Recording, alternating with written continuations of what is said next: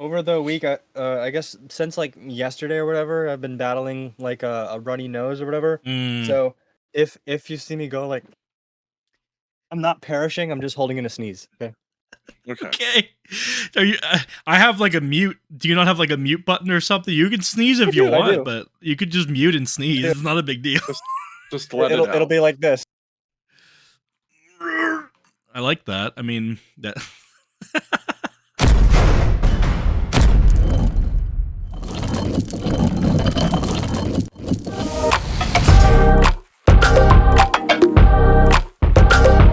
Welcome this week to the My Mother Has Tourette's podcast. This week, one of our mothers does not have Tourette's and also does not like video games. So watching this podcast must be a pain, or they're liars and they don't watch it. Regardless of how our mothers actually feel, I'm Andrew. I'm Nathan. I'm Josh. And I'm Steven. Steven! And I'm Andrew. So we have nice a special guest joining us today. Guest today. His name is Steven, and his last name is actually timestamps, time Redacted. codes. What's the word? Yeah, it's Steven Redacted. Timestamp guy. Redacted. Yeah. He this is timestamps Thompson. There you go. Oh, we're throwing last names. We're all right. Well, That's what they call me on the streets. Timestamps Thompson. He's got. I actually like that. I like that a lot. Inside. I like the alliteration there. Baby. Even though this is like the only show I do timestamps for. Well, we appreciate it. Timestamps for Tourette's. Even though my mom is the one that does not have Tourette's. But she doesn't really like video games, so when she comes in the room and you're playing video games, you might think she has Tourette's. But she doesn't. It's just how bad she dislikes you playing video games. That's fair. Yeah. Understood. So, how's everyone doing? Good stuff. I was just gonna ask that. You go, Nathan. You know what? Yeah, you spoke. Let's hear you first. All right. I'm good, man. I'm doing well. So we are just having our first special guest episode here, which is going to be, it's interesting. We've never had more than 3 people, and we've never had fewer than 3 as well. So it's a little bit of a break from the normal, which I think is cool. And my week has been fine. I'm starting, like I said, UPS job tomorrow, so that's cool, I guess. And apart from that, what happened to me this week, huh? Every single week, I don't write it down, anything that happened. But something happened, right? Steven knows. This guy gets it. you like ate some food? I did. I actually had breakfast every day this week. And then I had lunch. I actually had lunch after breakfast, like a few hours later, every single day this week. And believe it or not, I ate dinner. I ate dinner after my lunch, like a good few hours after my lunches, every day this week. Whoa, lunch? You skipped the lunch. You just went right from breakfast to dinner. No, he said lunch. I said lunch. This guy loves his dinner. I have a question. What's up? I'm bad at talking about myself, my friend. I'm sorry. I think we need to do this. Everybody needs to show what they're drinking out of. Again? Listen, you don't want me to pour water over myself. Steven's never done it before. Flash bottle, boy. Huge. It has a Bidoof sticker now. Yeah. Hey, I love classic. the unorthodox bottles. Let's go. I like it. Josh, you haven't shown yours. Oh, that's just a little mug. Boo. Nah. Boo. Don't boo it. It's beautiful. It's beautiful. Hey. Now. So, Josh, how about yourself? How were you this week? What did you do? Well, did something actually happen? Or I'm sure it did, but when I'm put on the spot, my brain goes from fully awake to like in the other room. You gotta text it to the group like I do. I really should. That's just annoying. But I also have pretty boring weeks normally. You haven't muted anyways. Like I've been like working on, like I said, I've been working on my game off and on. I've been hanging out with my wife and her family, and things have been pretty chill. It's been a normal week, not much different happened from the normal. Your wife and your family, you guys are way to segregate them. Don't just be like, Bailey is not a part of me. She is all of you. She is the good parts of you. Let me unpack this a little bit. No, because we didn't unpack peeing in the cup that the government forces me to. You're never going to drop that. Andrew, You leave the cup. I wouldn't want to drop it because then it'll go everywhere. Yeah, don't drop it. Yeah, that was a good one. Can't do I this. wasn't on the ball. There was a perfect time for this too. All right, thanks for watching, everybody. We'll see you next week. This is like I'll the be third here all episode where Nathan wants to quit. No, I'm having a good time, I promise. Yeah, man, I don't know. What did you ask me? Would you have before the P thing? We just called you out for segregating your own family. Oh, right. Okay, yeah. So I just want to unpack that. It's just like efficient language, because like, sure, I could say my family, but then there might be somebody out there who's watching this just like when there's a room full of women and you go and say, "What's up, guys?" This is not the same thing. Single. He's with his family. That was a bad joke. Bad joke, Josh. So when I say her family, it's my family too, but it's her side of our family, and so it's just easier to say that. Also, now there's sides. But I didn't make a Sounds joke. like segregation to me. None of us are for segregation. Josh, how was your week? We don't condone it. Do we or don't we, Josh? Do you remember? We talked about We this. don't. We don't. You had to think you're like, let me be careful, Condone. because if I say this wrong, I'm Yeah, saying this I is- support racism. All right, so, Nathan, do you remember? I don't know why this came up, and I thought about it this week. And not only did the thought come up, but it was a thought of you throwing up. Do you remember where we coming home from beach week? And you were in the Myers van sitting behind Uncle James, and he had this nice little jacket on the back of his chair. And he was eating these Pepperidge Farm white macadamia nut cookies. And he was eating them. And all of a sudden just threw up all over Uncle James's jacket. Maybe. I don't know why I thought about that I this love week. how he ducked out of frame, and then you could finally see Bailey in the Yeah, Bailey background. just comes walking by. All right, that's enough of that. Yes, I remember throwing up all over his jacket. Not a fan of that moment. Not my best moment. I don't remember what day it was, but I was sitting at the computer, and I heard my wife come from outside, and she was showing my son something, and my son started screaming. I was like, what the heck? So I'm sitting here, and she walks into the room and goes, look what I found. She's got this big old frog in her hand, and she just comes over and places it right on my shoulder. So now the thing is living in my zucchini plant outside. Nice. Is he So- happy there? Yeah, I was like, well, he's in the dirt, and I was like, well, it needs watered, so I just watered it, and he just sat there. So that's the first pet of the week. Oh.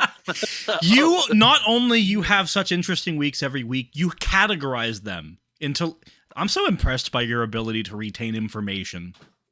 This has That's why I been texted in the group. You're right. You're right. And then week of some kind. You're right. I just. the second pet this week, okay? Oh my gosh. My dad and stepmom came over to visit yesterday, and we're sitting on the front porch, and for some reason, my dad keeps walking over the porch and like looking like, Kind Like of rude looking to call your down. stepdad a pet, you know. Go Well, on. he starts like walking down the porch, like looking over. I'm like, what are you looking at? He goes, there's a snake in the driveway. I'm like, no, there's not. I get up, and there's a 3-foot snake that somehow got ran over laying in our driveway. Nice. I curled it up. Well, my wife went out and started kicking it with her foot to see if it was dead.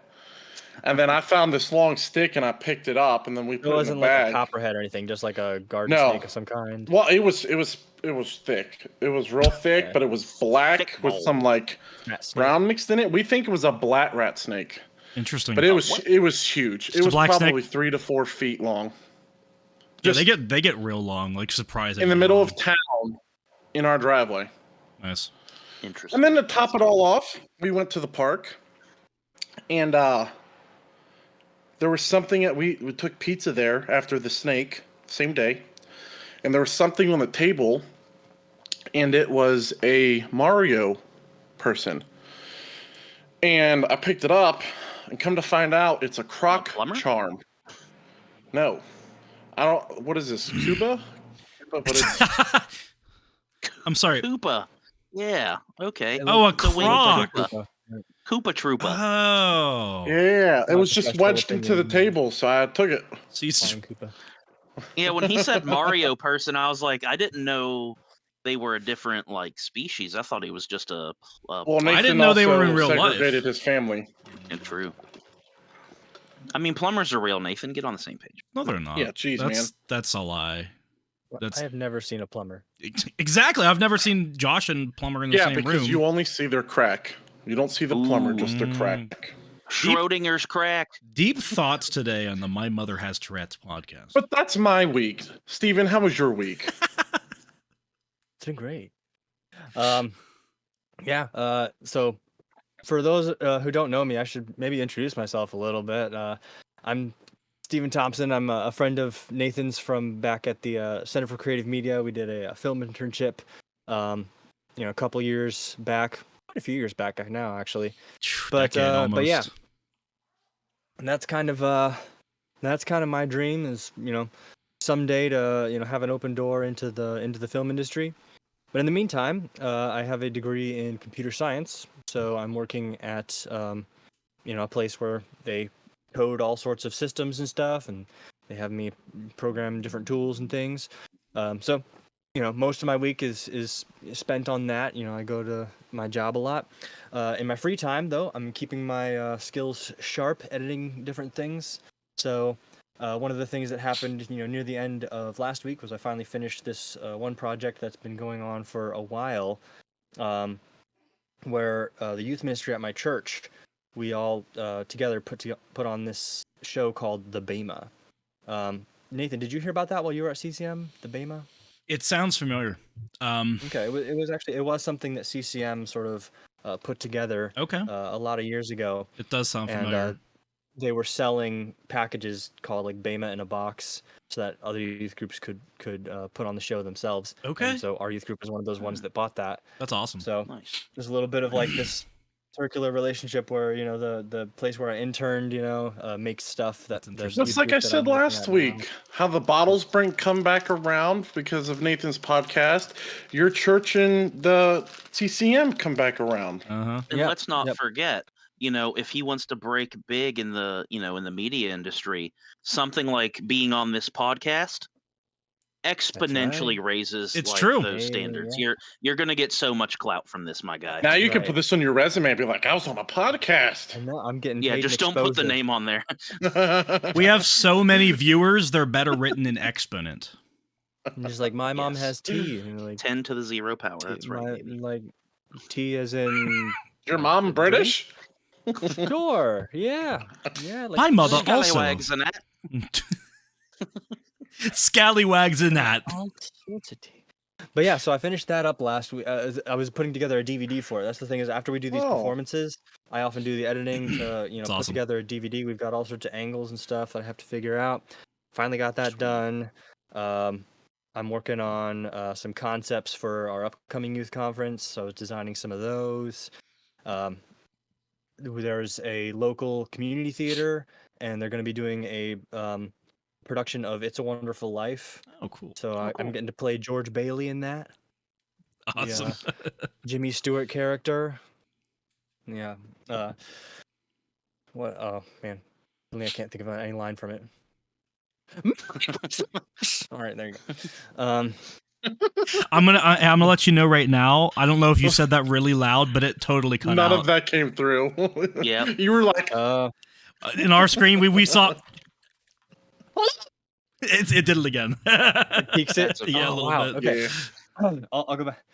Merry Christmas. Oh, I heard it. A little better. It was a little robotic, but I'm down with it. It works. Heard it though. Oh, I was hearing Max. I don't know what's happening. Yeah. My lips bleeding, Bert. You know about that? Merry Christmas. Oh, I like that. That was pristine. I do enjoy that. Wonderful. All right. And yeah, so we did our read through for that. That's going to be coming up here in a little while. The way that they can afford to do like such a intricate show is it's kind of dumbed down to be like a radio drama. So like we're not actually like changing the scenes and whatever. There's just like way too many scenes in the show to make that actually work. It only works as a film. But then we're doing it as a radio drama, so like we'll just have our scripts right there and we read it and stuff. So nice, low effort, but nice fun show for the community. Yeah, that's awesome. I'm glad. Indeed. I'm gonna butt in real fast, Andrew, because I remembered something I did this week. Use the butt. I've been doing a little bit of editing for a. I don't know if the word is on retainer, but I technically just whenever he has something, I do some work for a guy out in California. He has a Rainbow Creative is the name of the company, and they focus on podcasting, but they've done other video editing stuff. But I've been working on a kind of like a podcast sort of. It's kind of like an instructional, like they call it the master class for this sort of thing. It's not really a podcast, but it's kind of like for people to. Is it a video? Yeah, it's a video. It's like 2 hours. What do you do a master class of? So it's called the company. I don't know if I want to say the company's name, the client. Don't do it.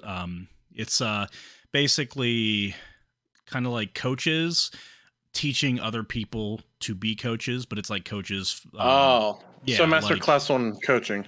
Exactly. That's exactly what it is. And, that's cool. No, it's cool though, and I've been working on that over the last couple of weeks and been enjoying that. Coach is like a life coach, or coach is like go play football coach? It's not sports. It's like anything. Okay. So kind of like life, I guess. Kind of life, like business, that sort of thing. They do a lot, but that's been cool. I've been enjoying that a lot. That's about it for me though. Andrew, how have you been? How have you been, my homie? I've been all right this week. Highlight of my week was I took a dump that lasted about 12 minutes of solid pushing. I had I don't know, I went on basically. The sucker was thick enough to actually clog my toilet for the first time since I've lived here. So that was my wife has to keep a spoon in the bathroom. Oh no! Ew! Oh, the poop knife. Poop knife. I love how we go from like Steven and everything he said, and then he's like, "My dump was so big." Some people have different highlights of their week. That's fair. Yeah, everyone's different. Everyone's different. That's right. Oh, wow. No knocking. Everyone just wants to talk crap. Hey. Yeah, I didn't do a whole lot this week. Just worked and just worked, lived life, went out, just what I normally do each week, which is just eat, sleep, go for a walk if I'm bored, and that's You sound like don't do too much. Eat and sleep. That's right. He does it at the same time sometimes. It's very impressive to watch. Yeah. Although I never do it on the podcast because snacking on the podcast should be very prohibited. I'm trying to look at Liars right go now. to hell. Revelations 21:8. You're snacking right now. Hold up. Revelations 21:8. Let's read this live on the podcast, boys and girls. Oh, that's fair. I just wanted to make sure that you weren't just throwing a random verse out. But the cowardly, the unbelieving, the vile, the murderers, the sexually immoral, those who practice magic arts, the idolaters, and all liars, they will be consigned to the fiery lake of burning sulfur. This is the second death. This is right when we needed that sound effect. That that would have been perfect there. I missed your deep readings. Well, I was looking away, Steven, while I was reading that, but I saw you were doing something. And I look over, and you're right in front of the camera. I enjoyed that a lot. Yes. The word. Beautiful. If you miss Nathan's deep reading so much, we could probably start with our good old gaming news segment. I think that's a good segue. All right, we're jumping right into gaming news, I guess. Jump right in. my wife just texted me, and whenever I was sinking down in the chair was the moment she was walking by, and that's why she showed up. She was like, wouldn't have been seen otherwise. It's pretty funny. Gaming news we are jumping into. Oh, and, you know what we forgot? What did we forget? We forgot that it's Kevin's birthday today. I can't believe we forgot that. Yeah, happy birthday, Kevin. It's funny because Steven does not know who we're talking about. But yeah, happy birthday, great. Kevin. Kevin is the hero. I feel like I've heard of Kevin from which is incredible. Everybody's heard of Kevin. Kevin has such a far reach. Okay, back to gaming news. So gaming news. Article 1. The Pokemon trading card game Classic Collection is up for pre-order. And boy, oh boy, this is ridiculous. So, they are putting out, good old Pokemon Company is putting out a Classic Collection for the Pokemon series, and it looks like it is set to release on November 17th, and it is $400. And the weird thing about it is, I think for the most part, it's not cards. So it looks like it has 3 60-card decks, so I just lied to you. Two-player... a 2-player game board, and a lot more. There's like a whole bunch of random stuff in it. It's like a big old master collection kind of thing. That's the most... Is that a new Pokemon? Lotmore? I've never heard of that one. Lotmore was actually something, I think they're coming out next gen. I have my dad works for Game Freak. Yeah. And Lotmore? He tells me about Lotmore and the new Pokemon coming out. But so it looks like it has a game board that you can store all of the items, including that come with it. Looks like a toolbox for storing stackable damage counters, poison and burn markers, and metal orbs. 3 Pokemon TCG decks featuring Venusaur, Charizard, and you guessed it, a lot more Blastoise, as well as newly printed cards to go along with the classics. And there's 3 deck boxes as well. So yeah, it's kind of wild. That's the most expensive thing, like, just that I've never seen something from the Pokemon Company being sold for anywhere near that price just in stores. Like, you see people buying, like... What's that? They just gotta catch them all and turned it gotta cash them all. That's fair. Boy. They just turned into EA games. It's in the box. That's EA mom. It's in the box for a $60 DLC. It's in the box. Nathan, are you gonna do an unboxing video for your YouTube channel? I mean, I've done a bunch of those. What do you mean? Or are you going to buy this $400? I am not buying that. I ain't got that kind of cash, boy. Even if I did, I don't know if I would want to spend that kind of cash on it. The most I'll do is ETBs, and even those are expensive. We definitely got to take a quick detour, though, because I'm sure we've all done this at one point in our lives. I've got to know who your original starter was, since we're talking about the big 3. So who did you guys pick originally when you played these Pokemon games? Yeah. I think that was the same for me, Charmander. I swear I was the only one who didn't pick Charmander that I knew, and it was He's annoying. Just too cool. I'm pretty sure I picked Squirtle. Me too. Squirtle's where it's at all the time. Like, give me that big beefy Blastoise, bro. You can have a little, salamander that's gonna turn into like a giant dragon type thing. There's a reason. Except he couldn't fly then, which was even worse. It'll turn into like a giant little onion and turn into a big onion. Right.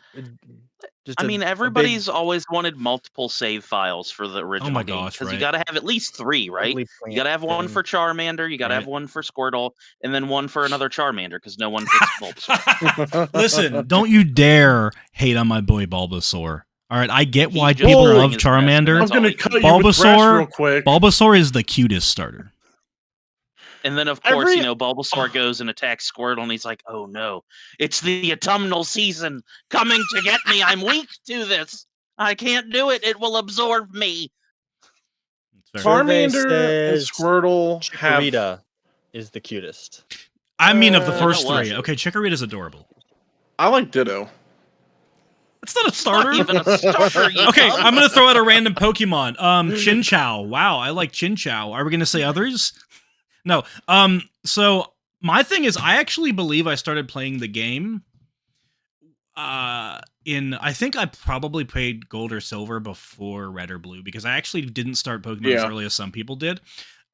So I remember, like, specifically Gold and Silver was out when I started playing Pokemon, I remember eagerly awaiting Ruby and Sapphire and going to Cerebi.net to look at the new Pokemon that were coming and stuff like that. It was the best. But so I actually think initially with those three, I think I did start with.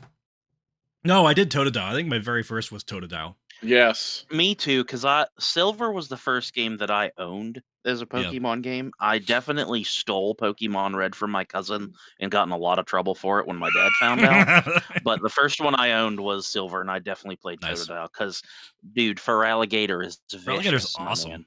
Vicious. And he's also one of the few victims of the naming limit conventions back in the day where he has TR as the end of his name because they couldn't make it longer. Right. Victory Bell, which makes a little bit more sense, but shout out to Croconaw for when I was a kid. I thought he was just wearing a diaper, and I didn't realize it was like an egg or whatever, or his body just looking funky. I always thought it was a diaper. I was like, this is weird. He went from a baby to like a middle schooler with a diaper, and I'm not okay with this. Yeah, I don't get it. I don't get it either. But it is kind of an embarrassing upgrade. Yeah. Yeah. To be fair, a lot of the mid starters are like almost like their puberty phase. A lot of them are pretty. It really is, and they're so weird. Yeah. I think Quilladin is the worst Pokemon that's ever existed. I would have to say, like, among the original three, Charmeleon's probably the most like normal. Yeah, that's fair. He just looks like a bigger Charmander. Charmeleon reminds me of like a chain smoker kid at school. Josh, like one of them rebels. I feel like you've watched Grease one too many times. Charmeleon's just like I've never seen Grease with a cigarette, taking a long drag. Yes, I really Charmeleon. Steven, I'm appreciating you acting out this because that's beautiful. I gotta call out Joel real quick. Oh, because I just got a text from him. By the way, Steven Thompson, do you remember Joel from the Honor Academy? Yes. That's Josh is his cousin. Oh. Weird, huh? We had plans all week to play Counter-Strike with a bunch of us at 5 o'clock today. And Joel never showed up. And he just responded to my text message from 6 o'clock saying, "Where are you? You were supposed to be here at 5.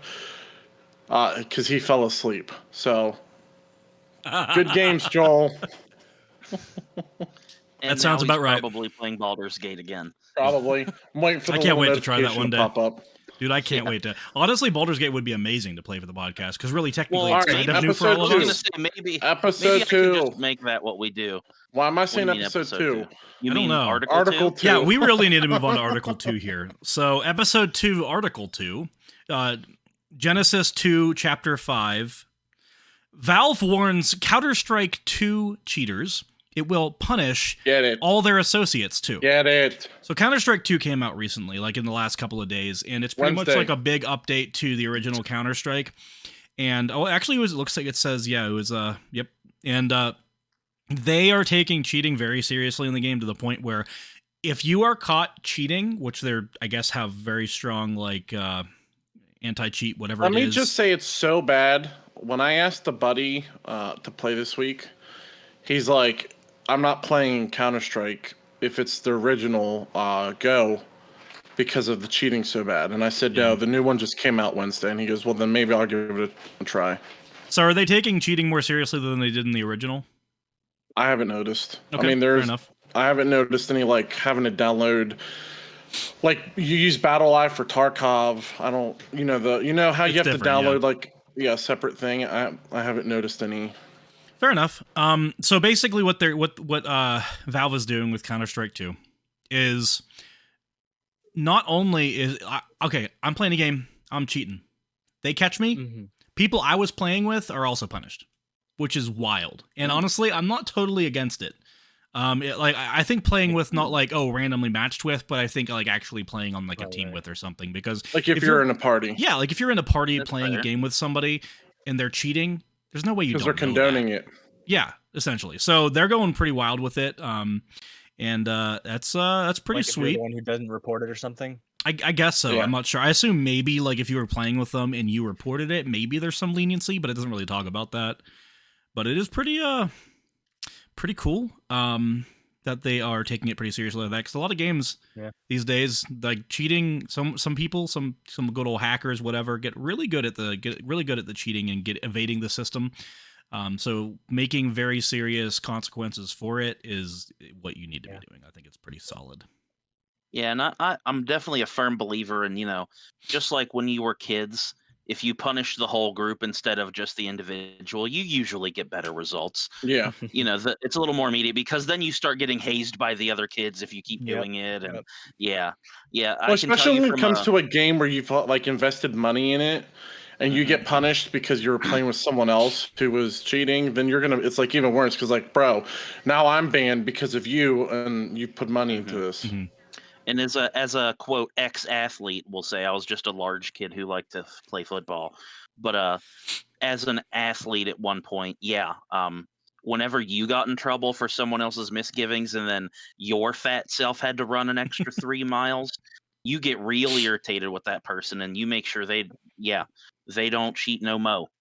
No mo. No mo. No mo. Power of guilt. I ain't cheat no mo. Indeed. Article 3. Can you hear me? Yes. Yes, we can hear you. We've been able to. Oh, I muted the wrong thing. Okay.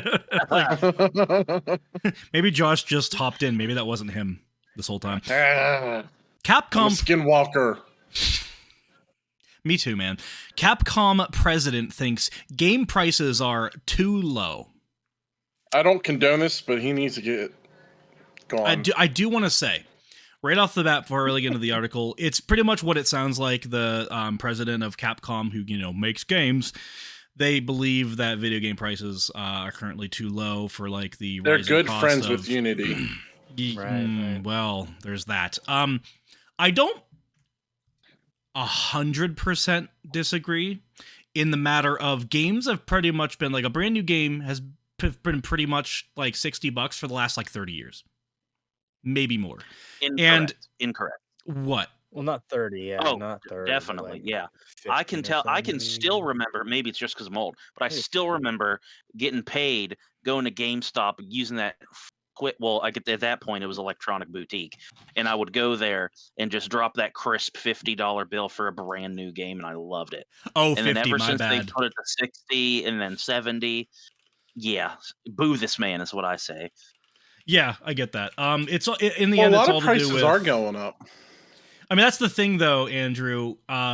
The $60 video game does date back to at least the 1990s. I had to look it up because you called me out. Well, they used to be $49.99. It depends on the $59.99. Now they're $69.99. To be fair, also Nintendo used to do like 40 for the Game Boy Advance, or DS games, 3DS, and then they came to the Switch. They're like, okay, well then we can make all of them $60. Haha. And then they're doing like Breath of the Wild's sequel, Tears of the Kingdom came out, and then that was 70. So we're starting to see some precedent for the prices going up. But basically, they're saying about the president of Capcom is saying, like, development costs are about 100 times higher than during the Famicom era, but software prices haven't really gone up much. And he also claimed that there needs to be pay raises, blah blah blah, which everyone agrees with because like inflation is kind of a mess. But games haven't really gone up nearly as much as like inflation has compared to like how much people are getting paid, that sort of thing. But even then,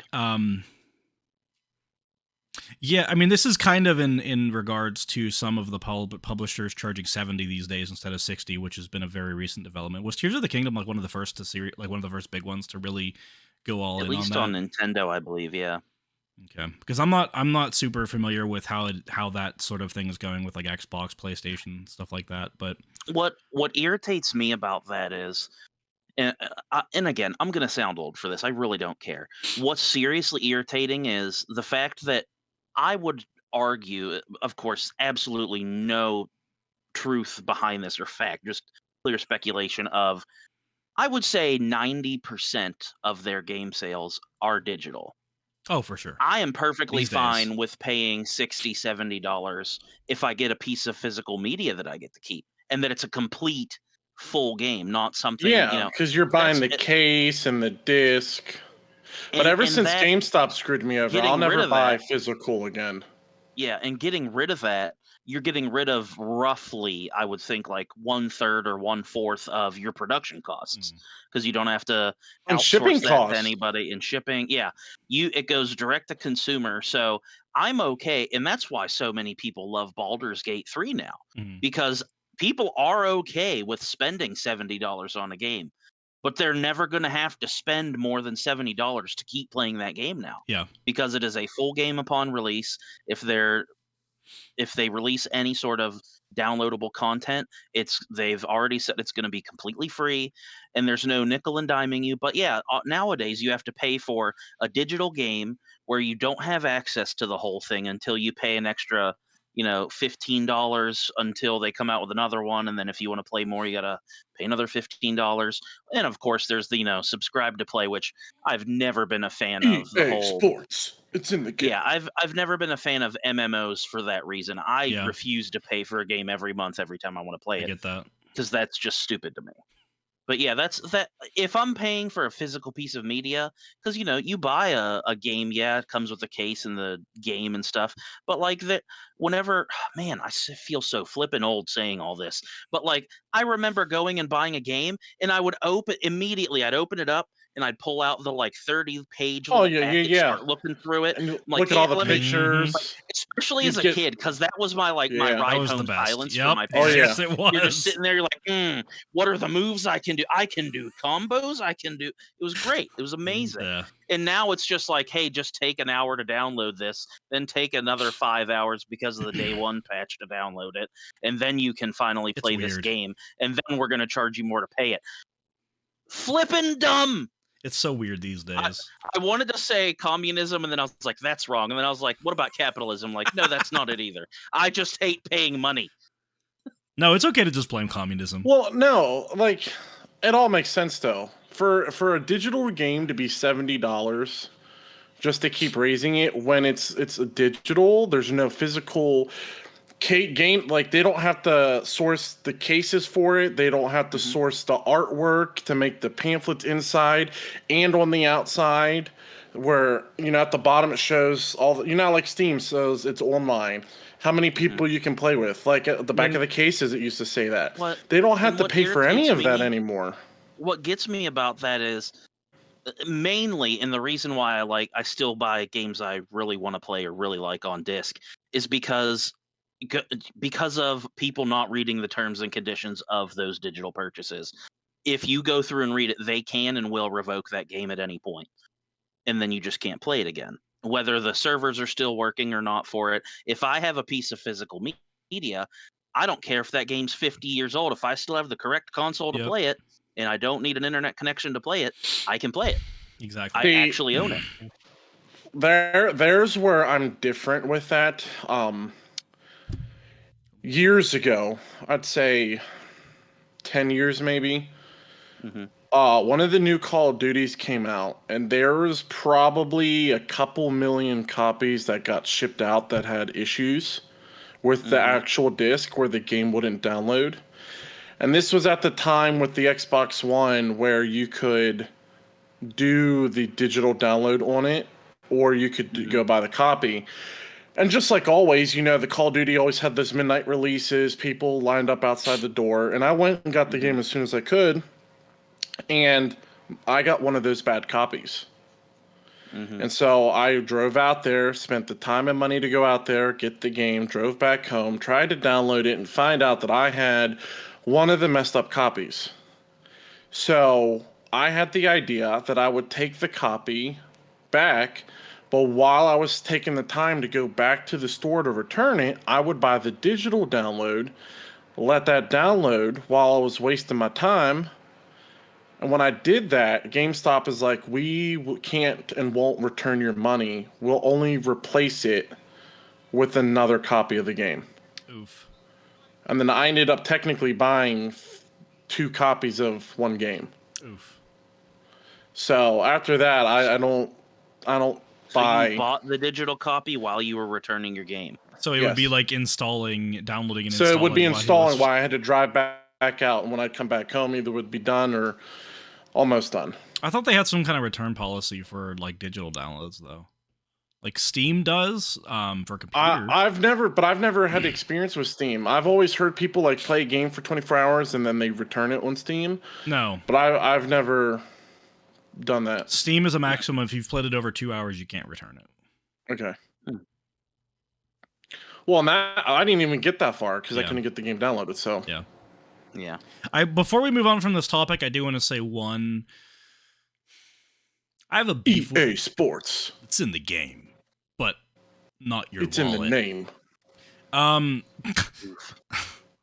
Okay.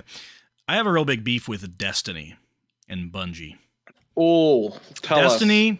And Destiny 2, which is basically the same game but a different story. Break it down. Are some of the most fun FPSs I've ever played. They are so... Josh. They are so smooth, and the gunplay is so incredible. Like, they're just fun. And they, ever since the beginning, ever since Destiny, the very first one, when it came out, every year, they do, like, a whole big revamp of the whole game, the whole system. And you have to, like, you can continue playing the original. Let's say I spent $60 on the original Destiny. 1 year comes and passes, they have a new, like, campaign or whatever, or, like, a new, like, DLC. That's, like, another $60. And you can continue playing the game, but you can't get any of the new content. You can't get any of the new revamped stuff. You pretty much can only play with the people who have not, like, purchased as well. So they've pretty much...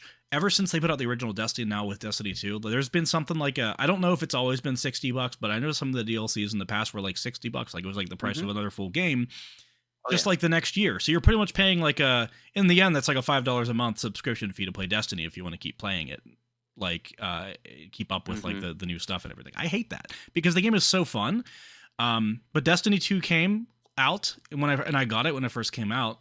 And I played it for that first year, and I loved it. And then the second year came, and they had new DLC, and I stopped playing. And it's sad, but now it's free to play apparently. But I think you still have to like pay. Like, you can free to play now, but it's like you have to still pay for the DLC stuff. Which is so sad to me because I think they're really fun games. And it's funny because that's where I differ just a little bit, because I feel like on one side of the coin, that is excellent. That is a great way for a developer to keep making money. It's true. You know, you don't charge somebody initially for a bulk of it, and then if you want the extra stuff like the newer campaigns, you charge them a little bit. Now, I think charging $60 every year is a bit much, but I think it's way too much. If it was 15 or 20, I probably wouldn't have bothered me that much, honestly. Because they did a lot of stuff with the updates. It sucks because, like, from a developer standpoint, that is a great way to keep interest in your game. And from a gamer standpoint, it's cancerous. Yeah, because you just know, But at the same time, people are paying for it, like, so they're going to keep doing it. Oh yeah, exactly. Yeah, I'm not necessarily against the idea. Even of DLC. Well, it's the same thing Call of Duty games like do. that are like a live service game. Like Destiny is pretty much a live service game where they keep it updated over time because they want people to stay interested in it. So they keep adding more story. They keep adding more like updates, more like you can push your light level higher, which is like your power level essentially, whatever. You can get stronger guns, blah, blah, blah over time. But it's also a way for them to keep consistently making money rather than, like, honestly, I don't know how No Man's Sky is continuing to go. No Man's Sky is really cool. That game started off, the developers were absolutely, like, pushed. They had this grand, beautiful vision for this game, and they had so much they wanted to do with this game. And then they were pushed into getting it out at a certain time, and they were like, wait, but we haven't put half of the stuff that we promised would be in the game into the game. Yeah. And it was... What's that, Steven? Said, oh wait, it's crap. Yeah, that's pretty much what it was. It came out and everyone was like, this is a lie, you lied to us. So I love the story of No Man's Sky because Hello Games went quiet after the initial, and everyone was like, yeah, they took the money and they ran. They were like, they did not at all capitalize on their promises. And just like Steven, they ran. And what happened after that was they went quiet for like a few months. And then they released an update to the game. And people are like, okay, well, I mean, you guys still suck, but cool, like, I like the stuff. And then they just went quiet. They did that like I don't know how, it was like a few weeks to a few months between every update. And they just didn't really interact with the community because the community was only vitriol at that point. It was no reason to do it. So what they did was they put their hard work into continually better the game to the point where it's like consistently like, I don't know if it's won multiple awards since of just being like labor of love and everything, because they are just constantly, but they have never charged ever since the initial fee, and they're constantly updating it. Ever since, 5, 6, 7 years ago when it came out? I don't remember how long it's been now, but it's been a while. Yeah. And they've brought like sometimes multiple big updates a year to that game, and they're continuously doing it, and they've never like asked for money. So how are they doing it, but Destiny can't? That's what I'm saying. That's your point. That's the point exactly. They can do it. They're just not making money off of it. Yeah, exactly. I mean, they're always getting more people to buy more copies. Developers accepted that. Yeah. Yeah. A lot of what No Man's Sky is making, they do it. They like aim for replayability in the sense that like they make it all procedurally generated and stuff. Yeah. But from what I've seen of Destiny, it seems like they're trying to actually inject like a narrative and like guide you on a story. That's much more difficult to do and account for all the different possibilities that people will try, to subvert the game and do different paths and things like that. That's fair. Who's the developer of No Man's Sky? Hello Games. Are they big? Because of No Man's Sky, they've really. they've not done anything No Man's else. Sky, are they big? No. So that's why they really couldn't get away with it, though. Bungie. Bungie's Bungie. If they're going to release a $60 update, people are going to buy it. No Man's Sky, they're going to be true. Well, I'm not paying for an update because we have nothing. And unfortunately, that's what I like to call the Apple product syndrome. I mean, you get a big enough name and you throw that logo on something, people will buy it. It doesn't matter if I'm selling you my canned poop. If it's got that Apple logo on it, people will be like, yeah, better than Android. I'd buy it if it was as big as what you said. Oh, yeah, for sure. I poop. but yeah, I mean, that's what you get. And to some degree, I can understand where consumers coming from. Like, I would argue that most consumers of any product are willing to pay an extra few dollars for something that they know, they trust, and it has a stable track record. Yeah. And so that's the problem you run into as a smaller company is you don't have that track record, so people don't want to do that. We are comparing indie game like developer Hello Games and Bungie. Exactly. Who created Halo, one of the biggest games ever. So yeah. Indeed. Well, I think we've birdwalked enough on this topic. Yeah, it's we've already been filming for like a solid hour, so almost we can keep the road on the show there. Yeah, that's fair. Fair. I have a lot I could say in that regard, so good to move on here. Yeah, me too. We got a game to rate. We got a game to rate. I don't know. That sounds like a chicken. That was a turkey air horn. It is time to give our overall ratings to the Talos Principle. Indeed. Since it has been at least 8 weeks since we've done this, something along those lines, we do go through. No, longer than that. It's been a while. Yeah, I think we had at least 8 episodes of Talos Principle. So more than that. No, Josh, that's what at least means. So I'm not wrong. We've done at least 8 episodes. But so we're gonna go through. I think we'll go through kind of the same way we did last time, which we'll go through each of our distinctions, being what we thought of the graphics overall, what we thought of the gameplay, story and replayability as well. Then of course we have cost versus value. We'll kind of take all those, give ourselves an average score for everything. And then, of course, I like to make the distinction that just because a game did or didn't score well doesn't mean that I do or don't like it.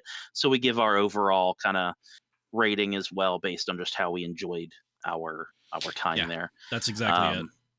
The first rating is kind of like an objective look at the game, and the second one is just how it makes you feel. Exactly. And after that, for those... Go ahead.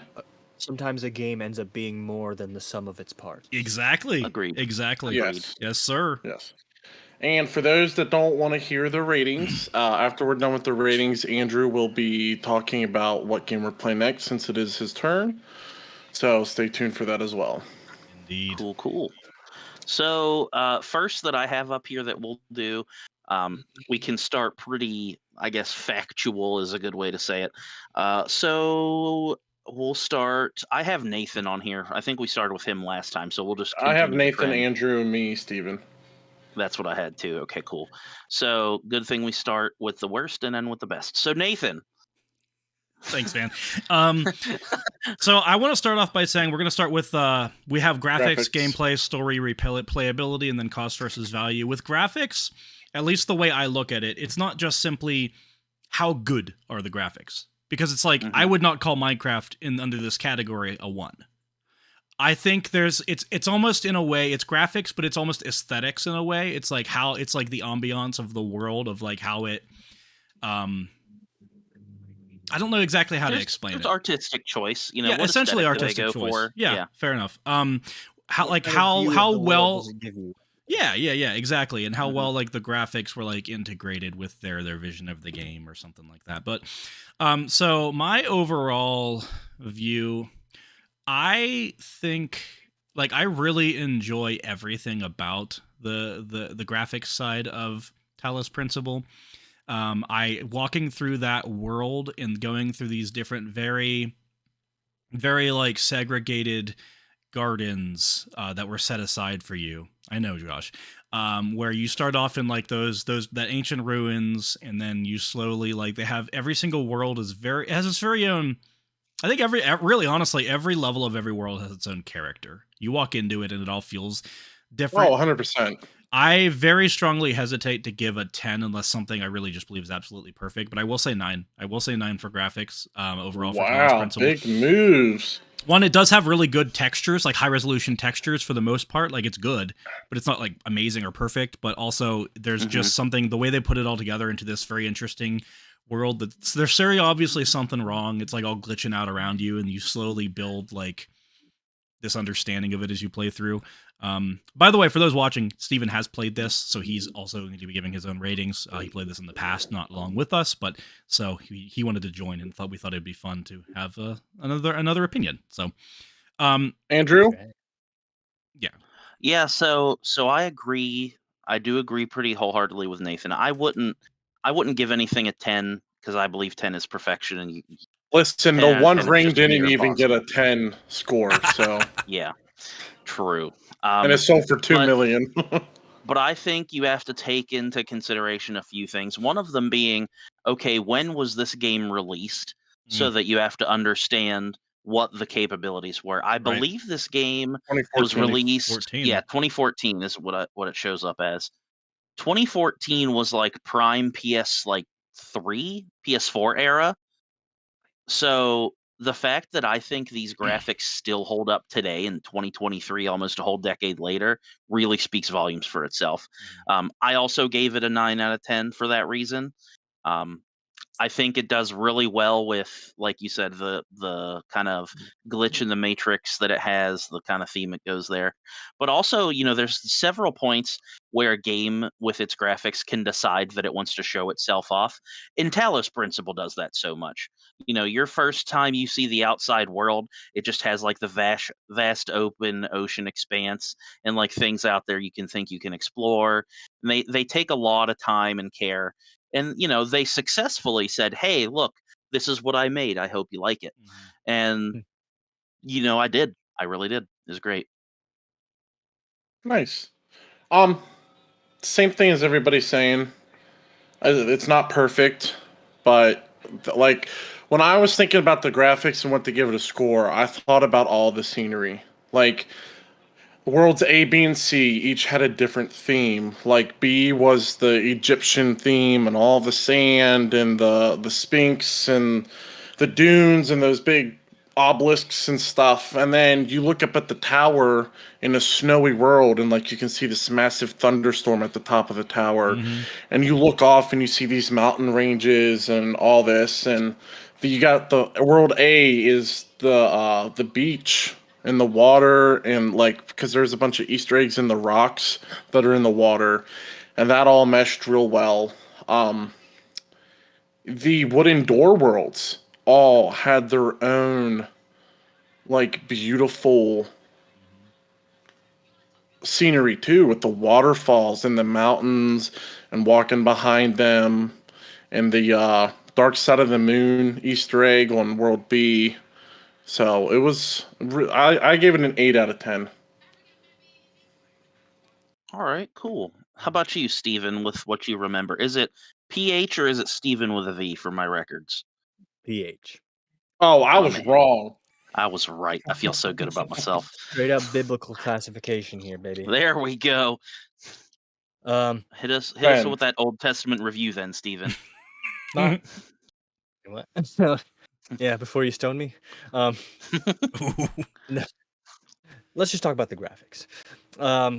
Yeah, I have a similar philosophy, I think, to Andrew here, where it's like, all right, I'm holding out for 10 for like, because you just know that like in the future, games are going to get to the point where it's like, I'm like watching a video like play out in front of me in real time, like it's like real life.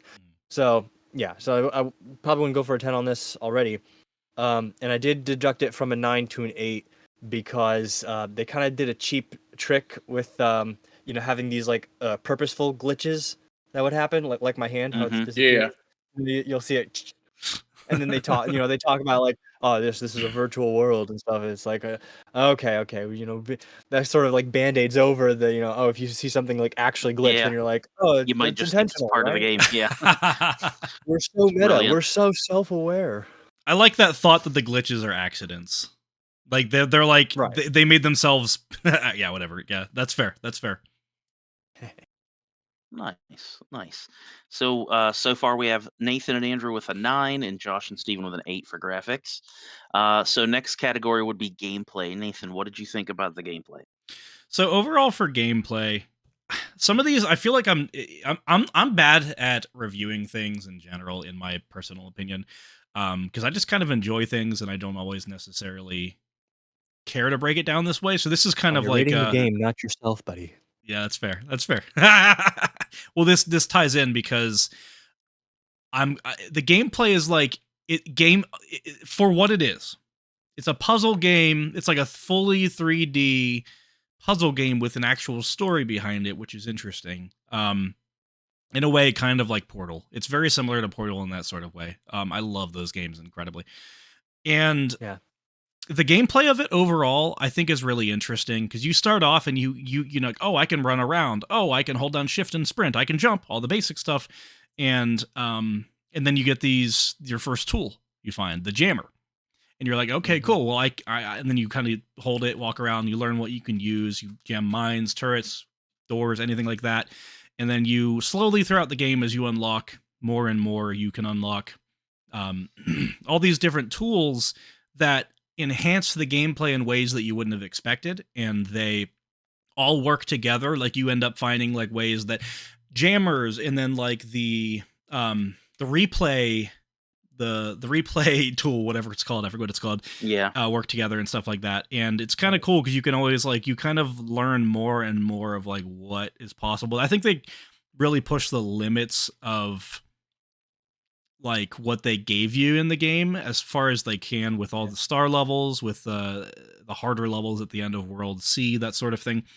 I think their gameplay, it's hard because I wouldn't want to play it immediately again after playing through it.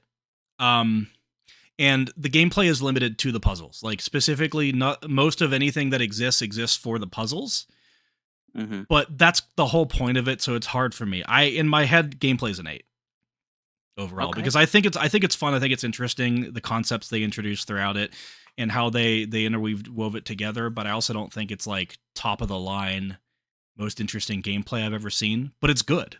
It's like interesting. That one's hard for me to rate, at least specifically with this. No, game, that was a good rate. You're basing it off your opinion, so I know. Yeah, Andrew, what's your rating? You're allowed to have your opinion, even if it's trash. Thank you. I'm just kidding. My score will reflect that. So for gameplay, I did like kind of how you mentioned, Nathan, they progressively scaled everything to what they perceived your skill level was going to be at that time. You know, they thought at this point you've had these mechanics down, we can introduce another one, or we can introduce something else slowly. Exactly. I think they did a good job with scaling in that aspect. I think there were some redundancies that just weren't very, what's the word I'm looking for? They weren't consistent. And I've talked about it a few times when we were reviewing parts of how we've played, but like there's just some minor things like the jumping. I could swear there's times where I could jump 50 feet in the air, Yes. and there's times where Yes. I can't jump knee high. Preach. So, and then there's, just some, I don't even want to call it a graphical issue, but it's just some things that would happen, and it wasn't very often that, it was just I'm pretty sure I should be able to do this, but I can't, or vice versa. I shouldn't be able to do this, but I can. So that's why I gave it a 7 in my overview. I think they did pretty solid. I believe on a scale of 10, 5 is average. So I think they did above average with a 7. I would say 8 to 10 is like really good, and I think they did just pretty well. I'd say good, but not great. So you're a 7? Yeah. Okay. Well, I mean, I'm a snack, so I don't know. Oh, you're a 10 out of 10. Yeah, baby. This is accurate. You're not a snack. You're a full 3-course meal. That's a fat joke, and I think we should move on from that. Josh, your turn. Nathan and Andrew both just gave away my score. 7.5. Nathan, you said exactly that. The gameplay is the puzzles. Mm-hmm. I don't play puzzle games.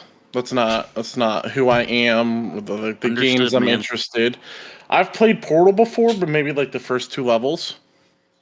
So like I can recognize the game and stuff, but like I've never played Portal. And then the exact same thing Andrew said. There's times where like I want to jump on something, but it won't let me. But later on in the game, I'm in the exact same scenario, and the thing I want to jump on is how you beat the puzzle.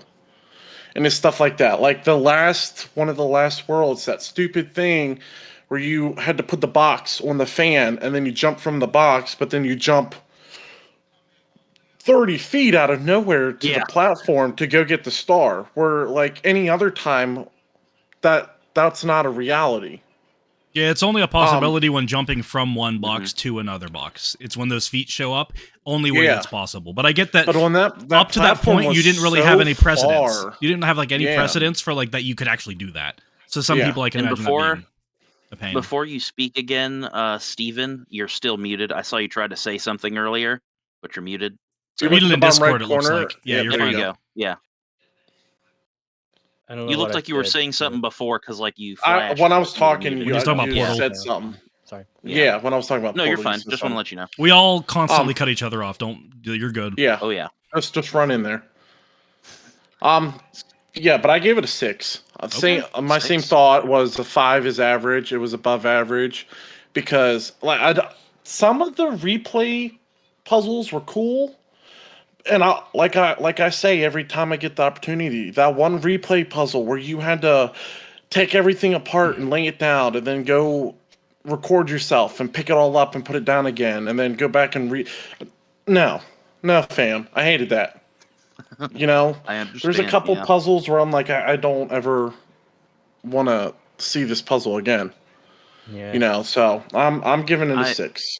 Yeah, I kind of felt similar. I'm definitely used to playing a game where puzzles are a portion of what you have to do, and it's a fun challenge, but that's all the further I ever want it to go. I don't like playing games that are just all 100% puzzled all the time. I love it. So I get it. I think, especially with like the fact that a lot of it is like time-based, and as far as like nailing like the timing of like, okay, I gotta grab this and run over here and things like that. It would have been great to have like an option for like saving a checkpoint in the middle of a level. We talked about that last week. Like if you died on one puzzle and you had to reset or you died, it does the whole freaking world. Or it's like a 5 to 6 step process, and you've gotten 5 out of the 6 steps, and you mess up in that last one. Yeah. You do the whole thing again. It's like, and then to get the star, you have to go redo all the puzzles because you have to get certain pieces in the air to connect them. Oh yeah, I didn't even do the stars. Really? I like, so when I play games, I tend to just like, all right, I just want to complete it because like I tend to have so many like other movie projects and things like that going on that like This I is almost great. feel guilty, Fair and enough. because of how my mom raised me as well, I feel guilty for spending any time on a game. So I'm like, all right, Okay. I'm just gonna like play the game, get it, get the baseline out of it, and like not, I get that. spend too long on it and then get out. I get Move on that to the next. feeling 100%. I love that we just found that out because this adds a whole different perspective. Mhm. Like now it's something that we've all gotten the stars and you haven't, so now it's another perspective. Yeah. All right. Good- So what's Good your point on perspective. gameplay? Yeah, Steven. So I initially told you 9, but then I played it a little bit again this afternoon, the last level and stuff, and I'd forgotten about how frustrating that whole aspect of like Yeah. restarting the whole thing is. So I mean, I agree with you guys that they definitely like they got the basics, is like start out small, work your way up. When you find a solution, you're like, you either feel like so smart or you feel like, oh, I should have seen that the whole time. Yeah. It's Mhm. really great puzzle game, and it's hard to make those kind of things. Like when you see the final product, you're kind of just like, okay, this is great, but like, that's something. Most puzzle games, if they just tend to be, okay, one puzzle, next puzzle, like they got some kind of Yeah. overworld, and you just like click one and go to the next. So like to actually like weave this all into a story and like have it like laid out in this place where you walk from one to the next and go through doorways and things. And that just boggles my mind to think about, actually accomplishing that kind of thing. But yeah, just going with how pleasurable the experience was. I'm gonna lower that 9 to a 7. Wow. Ooh, Nice. rough. Yeah. I like it. I'm the one I like overestimating. bold moves, Steven. I Nice. like bold moves. Brilliant. So Good next job. category would be the story. Story. So Nathan, what do you say about the story, my man? This game is very unique. The story elements, like, it's a puzzle game, but they're like, all right, we got to weave story elements into this puzzle game, and you got to like learn about what's going on and why you're here in the first place, why you're playing this game. So I found it very interesting that most of the story elements, like honestly, most of the story elements do not come from Elohim at all.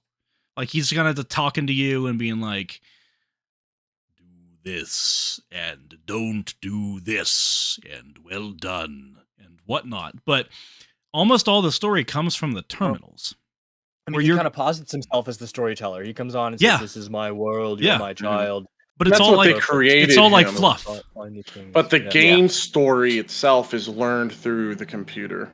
Because really, in a way, they're not going to come out and be like, yo, you're a computer program, you're a rat running through a maze, and we want you to... Like, they're not... The whole You're like point the of these... 90 millionth rat in this maze Yeah. that never ends. And it's like, the whole point of it was they wanted to eventually make one that would challenge the borders that they have set, and they would essentially be the one that challenged like humanity in general when the serpent was talking to you and all that sort of thing. I found it very interesting. I like the way that they interwove like the little like data pickups with Alexandra Drennan and kind of like getting a very human element, because Elohim is not a human element. And what? She saved the story. Oh yeah, her it was very interesting because you also hear all about her in like the terminals and like how she was working on this project with these other people. And the farther you go, the more you learn, oh, like there was like a catastrophic like event. And then you over time learn who Elohim is. You kind of get an idea what's going on, like kind of relatively earlier. And then you slowly piece all the puzzle pieces together. Now, I want to say that this is the kind of game that if you were, say, playing for a YouTube channel or live streaming, much of the story element is like written in terminals, just text in a terminal. So you'd basically be reading that out aloud to your audience, or they wouldn't be getting a lot of the story. Well, and here's the thing. Understanding Here's because all the videos I've watched, I have that perspective. Every video I watched for a level or whatever, they would all the barcodes. They'd read every barcode on that level that they could. Interesting. Yeah, the QR codes, and then they'd read out loud the terminals and the conversations, what they were saying. Yeah. All those like Egyptian stories or stuff that we'd like read real quick or skip through. Like they'd read the whole thing. So, you're not gonna 100%. like sit there and read it in like, let's say I'm streaming. Or I'm recording a video for YouTube and I really want to show off this game. That's very common these days. That's been very common for 10 years. However, this is a game that relies on the person streaming to do that heavy labor. Do that work. To like relay the information to the audience. So it's not accessible in that way, I think, which in a way, I don't know if that necessarily hurts the story, but it makes it, I think it's a very unique way to portray the story, and it's not all just hand-fed to you. You can skip it if you want to. You really can, for the most part. I did that near the end. Yeah, I was getting so annoyed. I know. Well, you also were kind of forced to finish the game extremely quickly, so there's that. He wasn't forced. Josh. Wherever you're at. Wherever you're at. Okay. Over here. I'm making this super long, but I wanted to give a bit of a preamble as to kind of how I felt about it, because I think it's interesting, but it's also not very accessible. So what is your story rating? 7. Josh is like, all right, shut up, Nathan. 7. What's the number? He's like, I don't mean to make this very long. I always tend to, though, and I can't help it. I love 7. you. You have the worst elevator speeches. Thank you, sir. No one asked for an elevator speech, you fool. Yeah, but I think I like this overall story. I like the concept of it and like what it came out to be in the end, but I don't necessarily like the way it was all portrayed, and I think that it Andrew, what did you say a 7 would be? 5 is average. If 5 out of 10 is average, I'd say up to 7 is like great, like it's good. 8 to 10 would be like great or better. Okay. All right, Andrew, what's your story On the subject rating? of like being long-winded, there's this Mark Twain quote about, I apologize for writing you such a long letter. If I'd had more time, I could have written a shorter letter. I like that. That's awesome. That's so relevant. Oh, I don't like it. All right, continue. So for story, it was abhorrent. It was despicable. I'm just kidding. It really wasn't. Oh, I thought you were serious. Okay, fair enough. No, I did like it. I think they did a really good job, and I think it was 2 weeks ago's episode, maybe last week's. But like I kind of went more into I guess what would be like the psychological or the spiritual aspect of kind of like what they were doing with it. And I think they did a really good job with that, not just because like they told the story well, but in a lot of games or media in general, really. Okay, so Assassin's Creed is a great example. Assassin's Creed has a pretty heavy religious undertone to it. Even before you boot up the game, it says this is a product of a bunch of different religions, faiths, beliefs, yada yada yada. So it may not be to your fancy, and they overshadow that aspect with the core game. You might get like 2 hours of what this religious kind of experience is that they have alongside the game, which is their quote real story. But for 87 of the 90 hours, you're a pirate, like plundering people. So you don't even think about it. They did a really good job in Talos Principle to kind of walk that line, but also still make it the forefront of what was going on. So yes, you knew you were in a simulation at one point. Yes, you knew that you were, not even a human per se. You're some program basically. But they still weaved in a very, I guess you would say it could be a very, what's the word I'm looking for? Woven? No, like it was kind of dangerous. It was risky for them to still weave in like a story that is so controversial, that you could consider like the biblical story a controversial topic in today's society. And they did that extremely well. So I definitely give them props for that. I personally liked the story for that reason. Once I was in a simulation, I was like, whatever, like cool, I get it. But what are you going to do with the rest of this? Because you basically gave yourself an out already. So are you just going to go with that, or are you going to continue what propaganda you were pushing? And they continued, and they did it very well. So I gave the story a 8 out of 10. Just because I did like the fact that they were able to do that, and they did it in a way that was great, but it was also very respectful to those who would have believed in that. Whereas another great example like God of War, like it's got a mythos about the Greek and the other pantheons, but you're playing that game because you want to crack some skulls. You're not playing it necessarily for the story, even though it's kind of cool. In this, on a puzzle game like this, especially the way they developed it, they decided that they were going to make the story a little bit more of a forefront that they needed to. And I think they did a good job. I disagree with every one of you. No, I like the story in the beginning. Spike.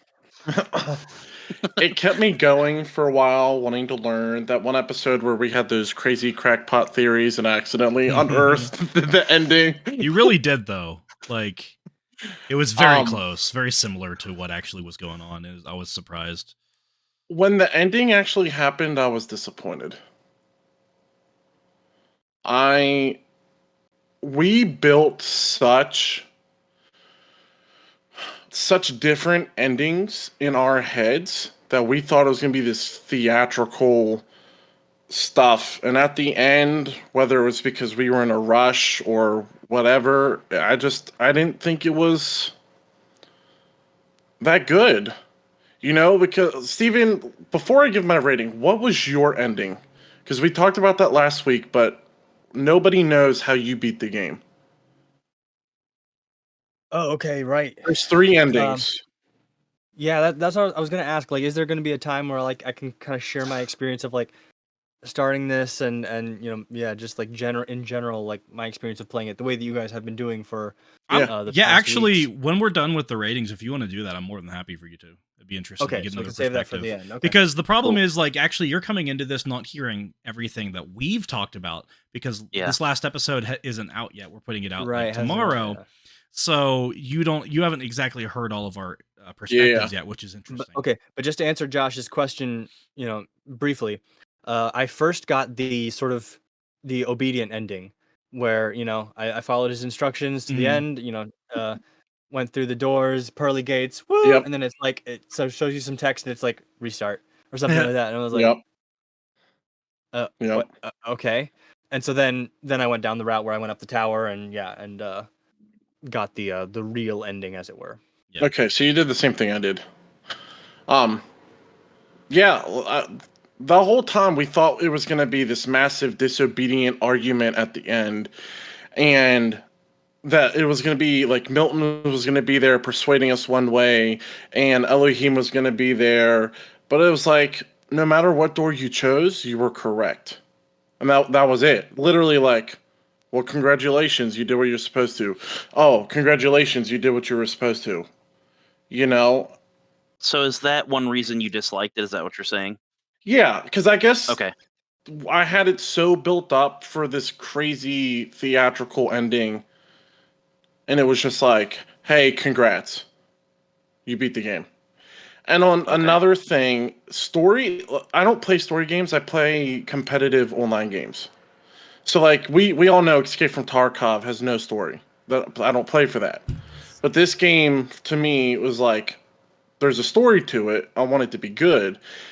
And I hate that they preached so much about everybody knowing the world was ending, and that's why all of this was created, but they went into no detail about what was going on. And that, just like not getting that information, I hate it. Absolutely hate it. So I gave it a 5 out of 10. Ooh. I had it a 4. I thought about it a little bit. Spicy take. Yeah. That's a spicy meatball. Josh, I will say that I don't necessarily know. Like, there's a sequel plan. There's been a sequel plan from the beginning. It's already out. I'm honestly wondering. But here, like, I don't know if they are planning on going into, because it's another tower. Because I can imagine that they would want to, unless it's a totally new story at a totally new place. Like, if it's continuing the story in some way or another, I can imagine they would want to go more into that. Well, and I get that, but also at the same time, like, for the people who just played the game and then they just played the got first one, they wouldn't get that pearly obedient ending. Well, how are they going to understand everything else that went on? Well, they could have climbed the tower. I was going to say, I think that is 100% planned by them because they want you to replay the game. And so if you come to this abrupt ending, according to you, what's the first thing you want to do? Exactly what you did, Josh. You said, no, I don't accept this. I'm rebooting an old save and I'm freaking playing it more. And they got you. Hook, line, and sinker. Yep. Yeah. Honestly, after hearing Andrew's thoughts, he made me realize that my personal opinion is I honestly feel like the story's an 8. Can I do that? Because I honestly, I want to bump it. I do want to bump it. I don't think it's like nearly perfect, but I think it's higher than my 7. I think 8 is a big score for like Breath thought of it was the Wild and God of War all have good stories, and I just didn't think that this was a big story rimmed. Doesn't have to be a big story, game. but it's a cool story, personally, in my opinion. Yeah. So, but Steven, what's your story rating? Tyron. Yeah. I finally settled to a 7 out of 10. Nice. Nice. So similar things, I Mr. think, Middle to Ground. Andrew, where it's like I think they did a good job telling the story they wanted to tell. I just kind of personally and on a philosophical level, theological level, disagree with the story they were telling. Thank you. I agree. Oh my gosh, I can't wait till you watch that. Oh, I I'm agree. So excited. Yeah, you're gonna like this next episode that's coming out tomorrow. But Okay, no, I agree 100%. But I can like set that aside and be like, I still think it was cool. They're like a rebellion is a necessary part of the human experience. You're not a human unless you feel. Yeah, because that's the only way the game was able to end was to cause chaos. Mm. Oh no, like you said, Josh, you can certainly. They're like the marketing team, the marketing team for Original Sin. Put together this story. Perfect. Oh, I can't wait to hear what you think about that next episode. We love Original. It's gonna be fun. Did you want to go into more, or is that your take? So I think I'll go into it more when I sort of just tell about like the overall cool experience playing. All right, Andrew, then hit us up with that replayability score. So Nathan, what's the replayability score? Oh, you know what? You're right, Nathan. I forgot. No, I'm ready before age. Wow. Maybe I don't look at it right. We got the M for beauty, I guess. Well, if you turn it sideways, it makes it B. I hate you. So I don't know if maybe I look at replayability strangely, because I feel like there's two ways you can look at it. Is either like, how much do I want to get back into it and keep playing it compared to, or is it like, do I want to play this again one day? Like, is there real replayability past the first time you've like spent time with it? that's good for both. I mean, that's encompassing. Because I feel like it would have different scores in that way, so I'll have to try to give like a, what's that? Yeah, you can judge replayability. You can make it a replayability, whether you're coming back to it tomorrow or a year from later. I feel like it's different personally. So the way I look at it is, I think it's really, I think you could just sit this down and play this game in one sitting, personally, unless you're really struggling with a puzzle and you refuse to look anything up, Andrew. But I like will play. I really enjoy the overall gameplay loop of it. Of like, oh, there's puzzles, and like it the gameplay loop sounds boring. Oh, do a puzzle and then do another puzzle. But I the way that they actually portray it and the way that they set it up is really interesting. I think it's fun to play. And I enjoy just going through and just trying to beat them over and over again. So like, I have no problem sitting down and like playing this game for a super long time. However, if I were to beat the game, I wouldn't want to then necessarily go through it again next week. But this was a wonderful experience playing it again after I haven't played it for years. So, like, I feel like overall the replayability, because it's a puzzle game, and if I haven't had a time to take a break from it, I'm just going to be like, oh, this is all the same. Like, I remember all of this. So really, honestly, replayability is a 7 for me, simply because of the fact of, like, the style of game it is. Because most of the gameplay is the puzzles, and so if I wanted to come back to it, I would want to take a nice break. That's the way I look at it. Yeah. I can agree. Well, and I kind of see like you have replayability separated as two different things. How long you think it'll take you to come back to it, and then like Call of Duty or Tarkov or Destiny, like, where you just keep playing. How often where you just want to keep going to a match or whatever? Yeah, exactly. And I think you can also average those scores out too. Like, I think in my head, you might really enjoy playing it. But, like, if it's not a game you don't want to play for, like, a year, that might lower it a little bit because you need such a long... Exactly, because I think the replayability... in my head, I kind of averaged it because I think the replayability of, like, oh, I just want to keep playing it when I'm playing it through, like, the first time or something is pretty high. Like, that's more like an 8 or something. But then I think more like a 5 or a 6 because I wouldn't necessarily want to play through the whole game and then just go right back into it. I would want to move on to something else. Maybe revisit again one day because I think it was really interesting. So... I think they kind of averaged in a way. Nice. Yeah, I mean, and you said exactly what I was going to say. I gave it a 5 out of 10 for replayability. I think it is average, and it's for most of the reasons you pointed out. You know, I would never, personally, unless it's a game that I know you're supposed to continuously play, like a first person shooter or something like that, I most of the time I don't go back to replay a game immediately. I feel like I beat it, I'm done with it, cool. Yeah. And with this, with the points that you made as well, that's kind of how I felt about it. I wouldn't want to. There's no way in the world that I would want to go back and immediately replay this game. Yeah. Even after like a week or two of waiting, it would just. I feel like I'd remember most of the puzzles. I wouldn't be challenged. I would, even if I'd make different decisions. At the end of the day, it's not going to make too much of a difference to me. I don't think I'm going to see anything crazily different about it. So yeah, I just gave it an average. I would, again, like you guys did, I wouldn't mind playing this a year or so later after I've kind of went and gone and forgot about it and be like, yeah, let me pick this up again. I remember having a good time, but I don't remember like the got the VR fine version of intricacies it. of every puzzle. Did you really? What's that? He got the VR version. I will absolutely play this Nice. again one day in VR whenever I get myself a VR, whenever it's affordable It's enough or I have fantastic. space for it. I think this would be such a cool world to do VR in. Not to jump into if you had anything more to add, Andrew, but that's awesome. No, I didn't. No, I definitely think that would increase it. Mhm. Looking down, seeing a robot buddy. Yeah. Maybe. Yeah. Yeah. I think. What about you, Josh? I don't remember. I sorry. think they only do it down to like the torso or something. Yeah, because something like that. there's nothing Makes that tracks sense. your feet anyway, so they don't even bother rendering it. Nice. This is where it's gonna hurt my average score. For replayability, I give it a 1. Jeez. 0 replayability according to Josh. Hot take of the day. Hot take of the day, boys.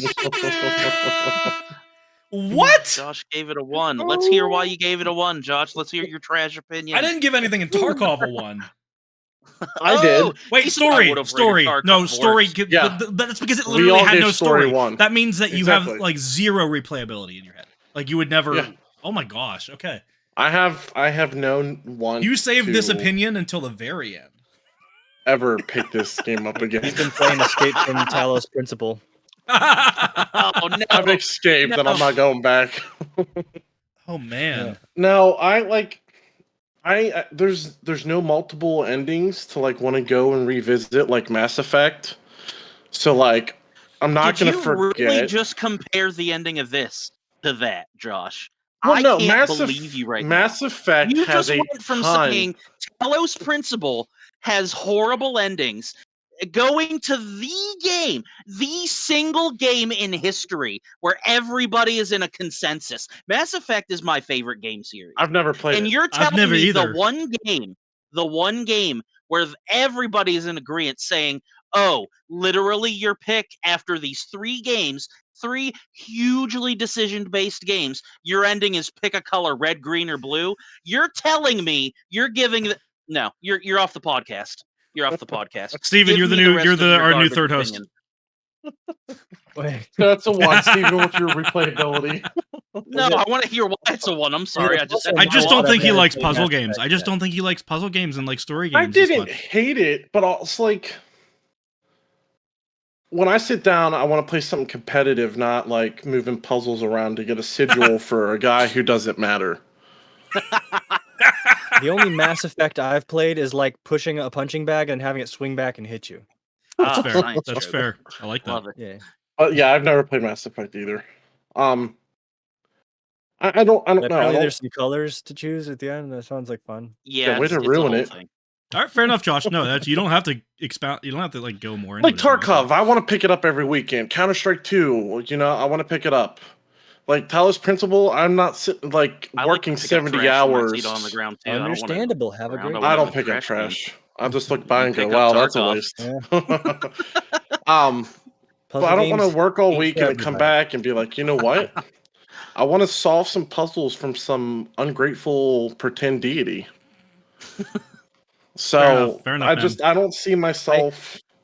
I was raised in a puzzling family, so I know it's like a personality thing. Like just like as a kid, it was just I downloaded 16-piece puzzles to 200-piece puzzles, and just like it was just No. doing puzzles all day. And then like, my dad loves to do the Rubik's cubes. I don't. My really like grandma Rubik's wanted to cubes, play so us all- in all sorts of stuff. 500 Rummy, not puzzles. Ah, okay. So- Dude, grandma's a So you- card shark too. Yeah. That was She just got her you way into of the making sure replayable she games. owned you. That was it. Yeah. And then Aunt Janie cheating every chance she gets. There's no puzzles. Yeah. It's competition. So Listen, Joel's- I love to say Joel's mom. I like to think it's like a what's the word I'm looking for? I like to Right. think it's a universal kind of idea that youth leaders like cheat at their games purposely, but I'm pretty sure it's just because of the youth leader I had, and she like never promoted cheating for anyone else, but always cheated in every game she did. No, so I just my grew parents up with that stigma. my parents are youth leaders actually, and so I know Nice. that my dad he never cheats. He just always wins though, because he's just that good. Oh yeah, that's for sure. Okay. I always win. Steven, have you ever heard of Basketball, the game you have called to The win the Witness? thing. That's I was actually gonna bring it up, like, because it has a similar theme where. Because I own it, but I've never played much of it. Okay, yeah. I mean, I got it free on Epic Games, and I played through it, and it's a similar thing. It's puzzles, and similar thing where they start you out Josh is slow, like, nope, they work picking you it up. now. No, I've had it for years. There was one point though where I had to like go and look up what was going on, because they like the puzzle was so abstract. It was like it had to do with like Tetris pieces, and like you had to look at the clues around to know which Tetris piece to form with your line in order to get through this maze. If you went like there's 700 paths of the maze, right? It's just like a grid, and if you go through any other path, you get to the end and it's just like no, and try again, and so you try it again, right? So it's like it was Anyway, yeah, they kind of did a similar thing where like it just starts out as, oh, this is just a puzzle game, and you're walking around a world, and you're going to different puzzle places, and like it's this island that's kind of divided into these different regions. It's very interesting. So it's got a similar, a lot of similar themes to Talos. And by the end, then you start to get these Easter eggs where it's like, what is the meaning of life? And why do we do these things? Why do we look for patterns? What does it mean to be human and stuff? And and then they have some very profound atheist or humanist scholar sort of giving you their answers for what the meaning of life is. So is that what you have to be to make a puzzle game as an atheist? Bars. I should hope not. I should hope someone. But no, like can that's part of my point. Is like I'd play The Witness because it's a game I haven't played. So like in your mind, like you would not play this again, but you don't regret. There's no more achievement for me. Like you enjoyed Talos it. Principle to want to play it again. That makes sense. It's not like you Counter-Strike didn't 2. it, I play to get better. Tarkov, I play to get better. Play with other people. Talos Principle, it's a single-player game, which I'm not a huge fan of. I've truly realized that my most enjoyment, because it's all I've ever played growing up, from the time I've got an Xbox to sitting on the floor with Andrew and Anthony and Joel, is playing multiplayer games. Playing James Bond on the N64, Halo with Nathan and all that crazy stuff. Ratchet and Clank with the boys in the basement. Like, single player stuff isn't just something I want to pick up and picks the one Ratchet and Clank game that isn't single player. He's like, those are great games. No, but we also used to sit there on the floor and like we'd play till they die, then we die, then we hand the controller to the person next to us. And that was the thing. We made it a multiplayer game. It wasn't a multiplayer game. So I don't. Maybe it'll change 2 years, but I just don't have a want to play it again. There's no achievement or getting better. So there you go, Steven. What's yours? So I gave Replayability an 8 out of 10. Okay. Ooh. Because there's a little bit of temptation, I guess, to replay more, but I don't really want to, and that's just how I like it. And that's just how I like it. But don't really Fair want enough. to. Fair enough. There you go. The replayability is set, about 8 out of 10, exactly how I would want it. Those stars are a little bit, they're a little bit tempting. I could, spend several hours trying to get those and replay it, and spend more time in this. Several, man. But, they give you not the option to just, worth it. Get to the end. Yeah. I spent all that time getting stars just to not use them. Well, Nathan, have you played the game once? What? Have you only played the game once? This is my second playthrough. Yeah, but you haven't even beat it the second time. Mm-hmm. You went back and beat it? Last time we talked, you said you were like on World C or something. So you never said. I got pretty because far, every time we but I didn't talk get to the about very it, you end. go, "I haven't beat it," but just everybody remember, I've already played this. But you also lost your mind the last day and like said, "Okay, I'm gonna beat half the game in one sitting." So there's that. Yeah. But also I remember enough about the ending, and we've spoken a lot about it. And So when's the last time you played the game? like 8-9 days ago, maybe. Like before the Okay, last. I thought you were gonna say years. I was like, you have filled this with a facade. What? No, for a no, no. long time. How long before we started playing? When's the last time you had the game when it wasn't for the podcast? Like 2016, 2017, I think is when I played it. So your replayability is a 7 when you haven't picked it up in 7 years? Yeah. Okay. I would. It doesn't mean that I like. What? What? Well, I'm just in my He fits in mind. I'm perfectly. thinking That was like a jump I scare. got a pretty big mouth.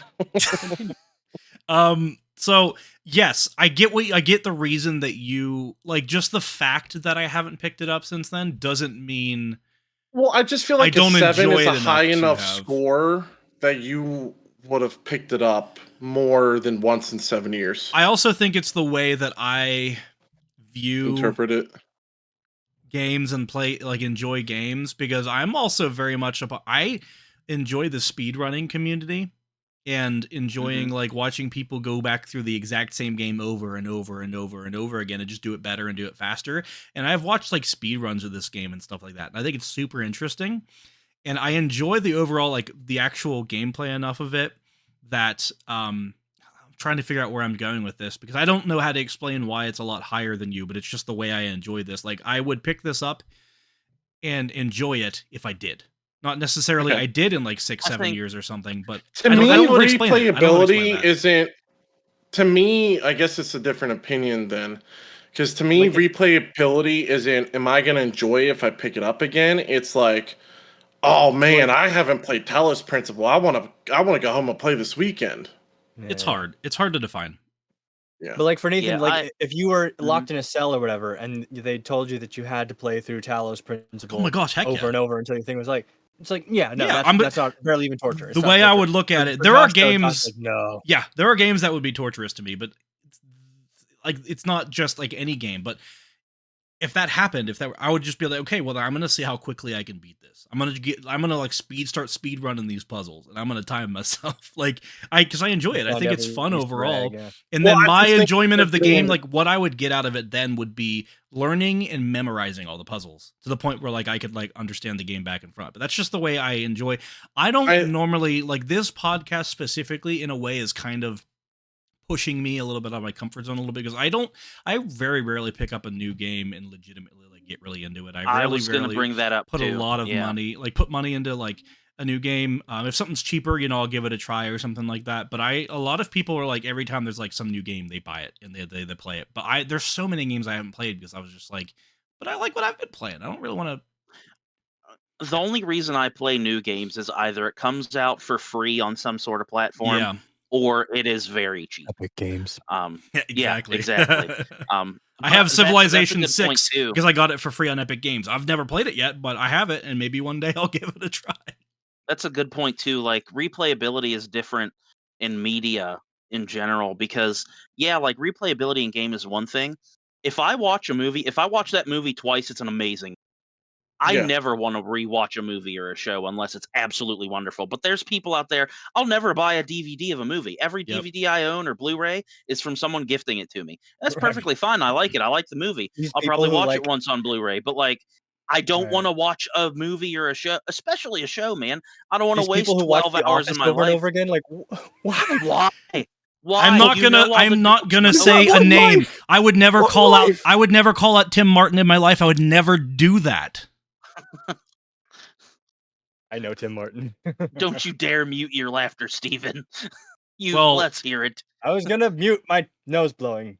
Quinn McKenzie, but whatever. We'll move on. I'll get to that eventually here. Yeah. I just think final consensus is we have different opinions on replayability. Yeah, for sure.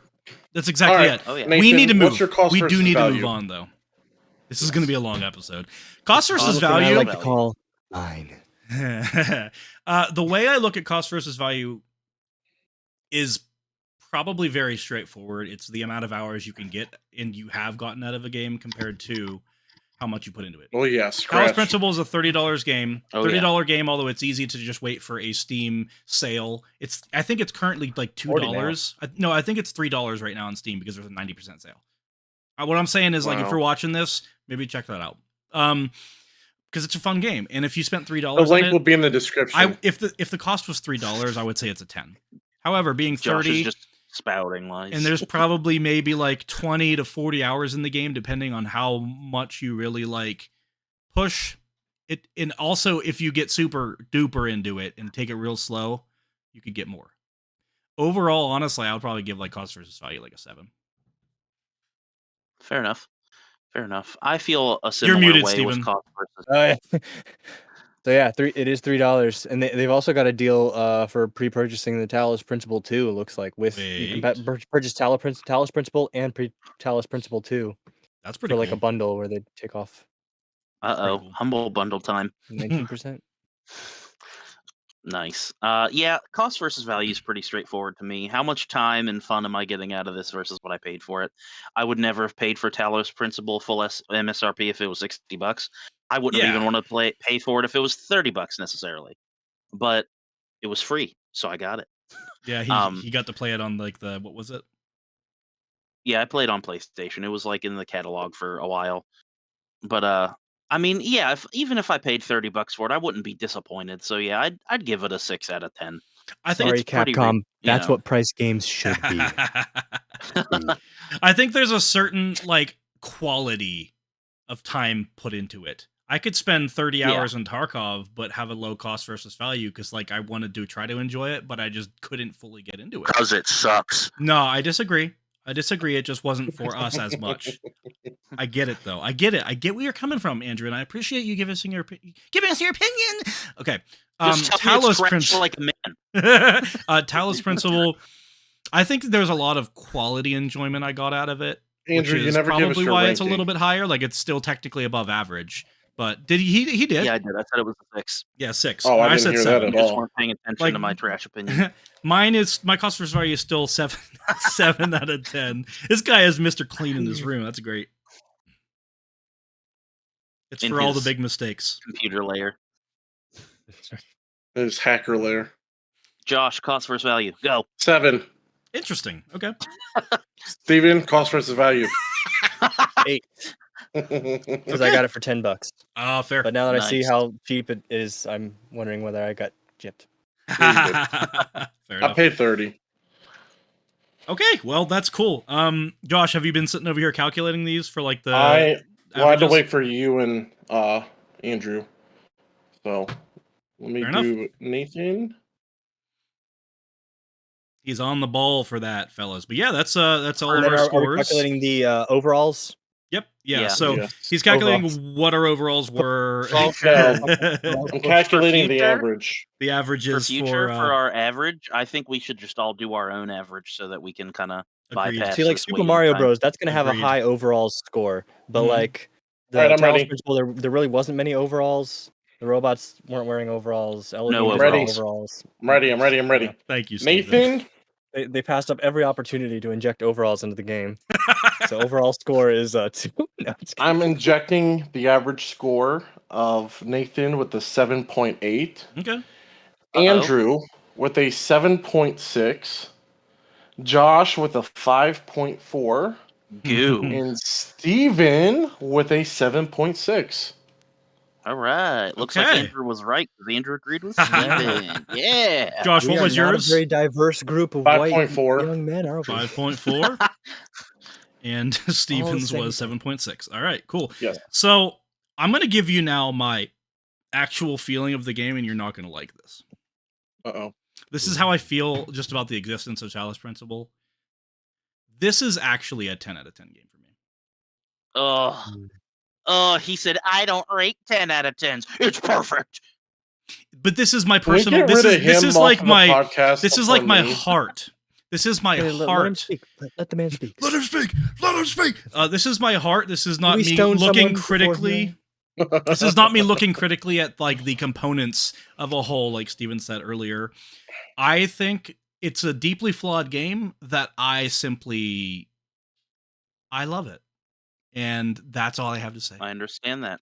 He likes atheistic puzzles. Yes, sir. They challenge me. Love is blind for men, women, and our friends beyond the binary.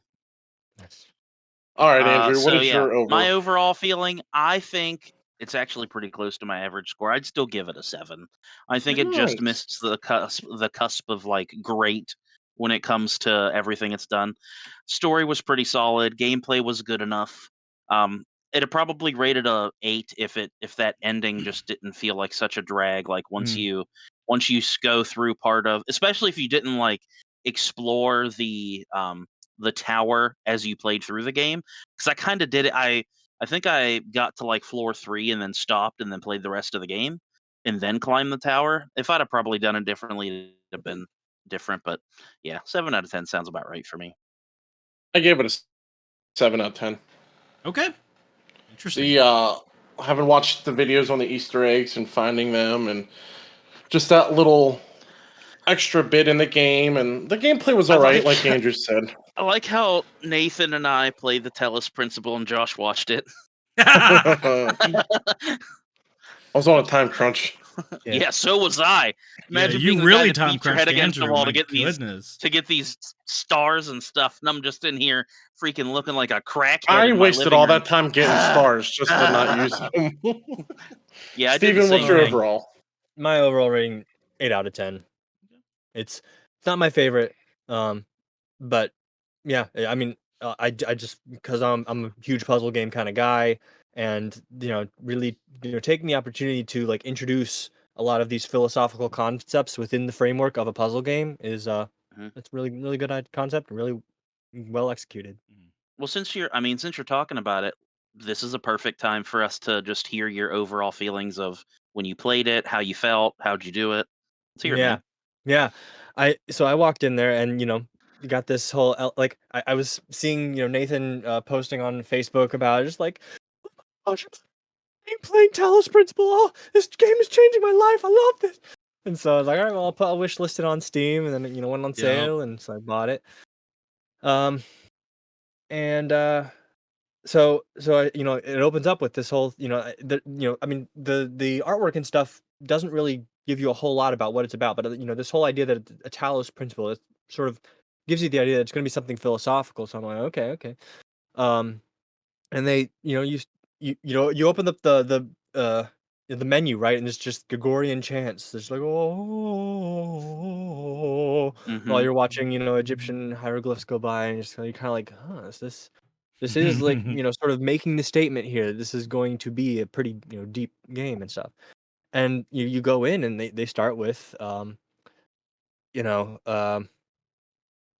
start with Elohim, this massive figure just telling you, this is my world, you're my child, and stuff like this, and I've made this garden for you to do things in, right? And I thought it was amazing listening to those other episodes of you, Andrew, saying like, ah, screw you, like almost instantly, like you just hear this figure and you're like, ah, screw you.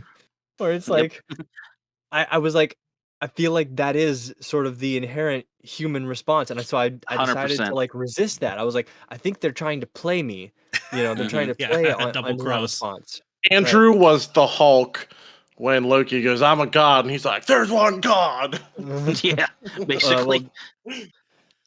So okay, there's one god line, that's Captain America. Hulk's line is puny god. Puny god. Anyway, and I'm pretty sure he doesn't wear pants like that. That Avengers lore. Yeah, he doesn't dress like that. Anyway, Got him. So I'm like, okay, so they're gonna try and get me probably to walk into the same problem as Original Sin, right? And try and prove that right, yeah, there's this sin inherent in all of us, which I think a game that kind of did make that point, which is really good, was kind of Undertale or whatever, where they give you these paths of like fighting or peaceful resolution. That's one I've always wanted to play that I didn't get to. And they keep track of things that they sort of they give you the idea that you can reset the game, but it's not actually resetting it, and so then they'll like drop hints later on that's like, hey, we know you reset the game, like and stuff like that, and you're like, What? So, I like that. right, they keep track of things that you think they're not keeping track of, and so you can play like most people. What they'll do is they'll play through the pacifist route, and then they love the characters, they love the world so much that they will go back in and play again, but this time they will try the antagonist route, and the game will pick up on that and tell you how much of a psycho you are, that like you were willing to like kill these creatures. And like they're like these creatures, to you it's a game, but for them it's their real life because they don't have any other existence other than inside this game, and you're just coming in and tearing them apart. And that sort of like opens you up to sort of the dark side of yourself, is that you do tend to excuse your own actions, your own choices. Yep. And be sinful or whatever. And so that's why like. Right, like we've already talked about, I ended up, I was like, no, I'm gonna resist, the temptations of the tower. I don't know if I think I went in once or whatever because I was like stuck on the other things, and I was like, maybe there's a hint in there, maybe they're forcing me, the game makers are sort of, they're like, all right, you can try and stay away from this plot line, but there's really only one plot line, right? And so, but I made it through the end. And I was like, oh, okay, so there is an end where you can, just follow the rules, right? And then I found out, and they're like, oh no, that's the fake ending. Oh, you're a chump. You chose the chump ending. Oh, That's exactly what happens. You thought following the rules makes you human, right? And so so then I ascend the tower, and then they usher you into this golden thing, and it's like, so your idea is that, right, or you're at least seeding this idea. You're planting a seed, right, of an idea in someone's mind that like, oh no, actually, God wants you to rebel. Rebellion is part of His plan. That's how you know you have free will, is because you can rebel. So do it. Break the rules, because otherwise Pretty you're much. just a robot.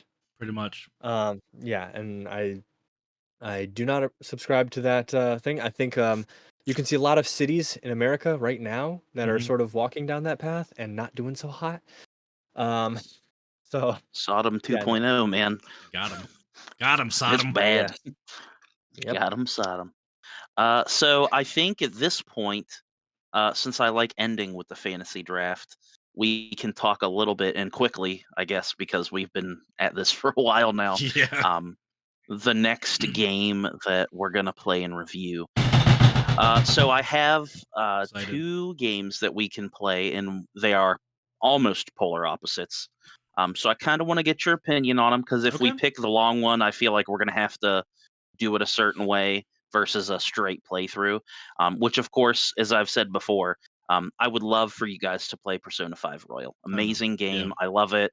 It's a very traditional JRPG experience. Josh is either going to be the love or hate it. He's either going to get so enveloped in it that he can't stop, or he's just going to be like, we're done after like 3 weeks of this. So if we do that, the way the game is actually split up. So on average, if you don't try to do everything, I tried to look up the average play time for this game. It's 101 hours on average. If you try to play it to its completion and you want to get like the true ending or whatever, which is very possible the first time around to get the true ending, you're looking at about 143 hours.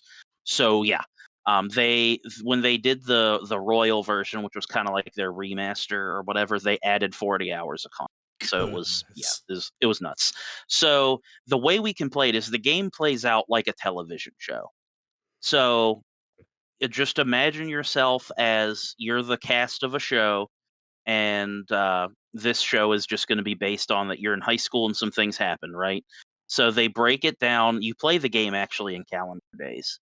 And so that's the system of time, how long you can go. So it's easy enough to say, okay, I know how this game plays out. Josh and Nathan, I want you guys to, once you get to January 15th, don't go any further than that. We can put a hard cap on, okay, this is 2 to 3 hours of gameplay. This is where you need to stop. And we can do that. And then much like a television show, this game basically has different seasons. So you have the first whole season where, like, let's say big bad evil guy, take him down, things are great. Then you have a bit of a like a downtime, I guess you could say. You can focus on minor story elements or character progression, and then after like a week or two of in-game time, you go on to the next arc. So if we play this game, we would just want to play it as you would like a television show per se. So we would do, say, season 1, and then we could take a break and move on to another game review, because if we do it completely through, it's going to take up the rest of like next year. Would that hurt the experience changing it? Like, that's what I'm afraid of. It could. Yeah. And that's too long. That's a bit long. Like, I love it and I could do it, but that's a bit of a long game, especially for maybe someone who doesn't necessarily play that style. But here's my thing with this that we also have to agree, because like I'm looking at pictures and I just don't know if it's something I would enjoy. But it's also the purpose of this podcast, and it's your choice on what to pick. And again, like I'm fully prepared for you to play this our minimum amount of time and be like, I don't like it. Well, here's the thing to that too. The game right now is $60. Yeah, and that's another thing that I was going to bring up. Okay. It was on sale last week, and I completely forgot to tell you guys, but you know. If we do the bare minimum, which are we going to know what the bare minimum route is? Well, what we agreed on before, we have to play for what, at least 8 hours. So no, like how are we going to know we're down the route that's going to take 101 hours to beat? Or are we going to know that? You said the average time for the game was clocked at 101 hours, but if you wanted the true ending, it's 140. How do I know what I'm doing is going to lead to the 101 hour ending or the 140 hour ending? You don't. Choices. That's the whole idea. So here's the thing with that then. If we stay with it, we have to be willing to devote the podcast to minimum 50 episodes, which is 50 weeks. A lot, exactly. Yeah, so we have to be willing that this is going to be our game for the next year.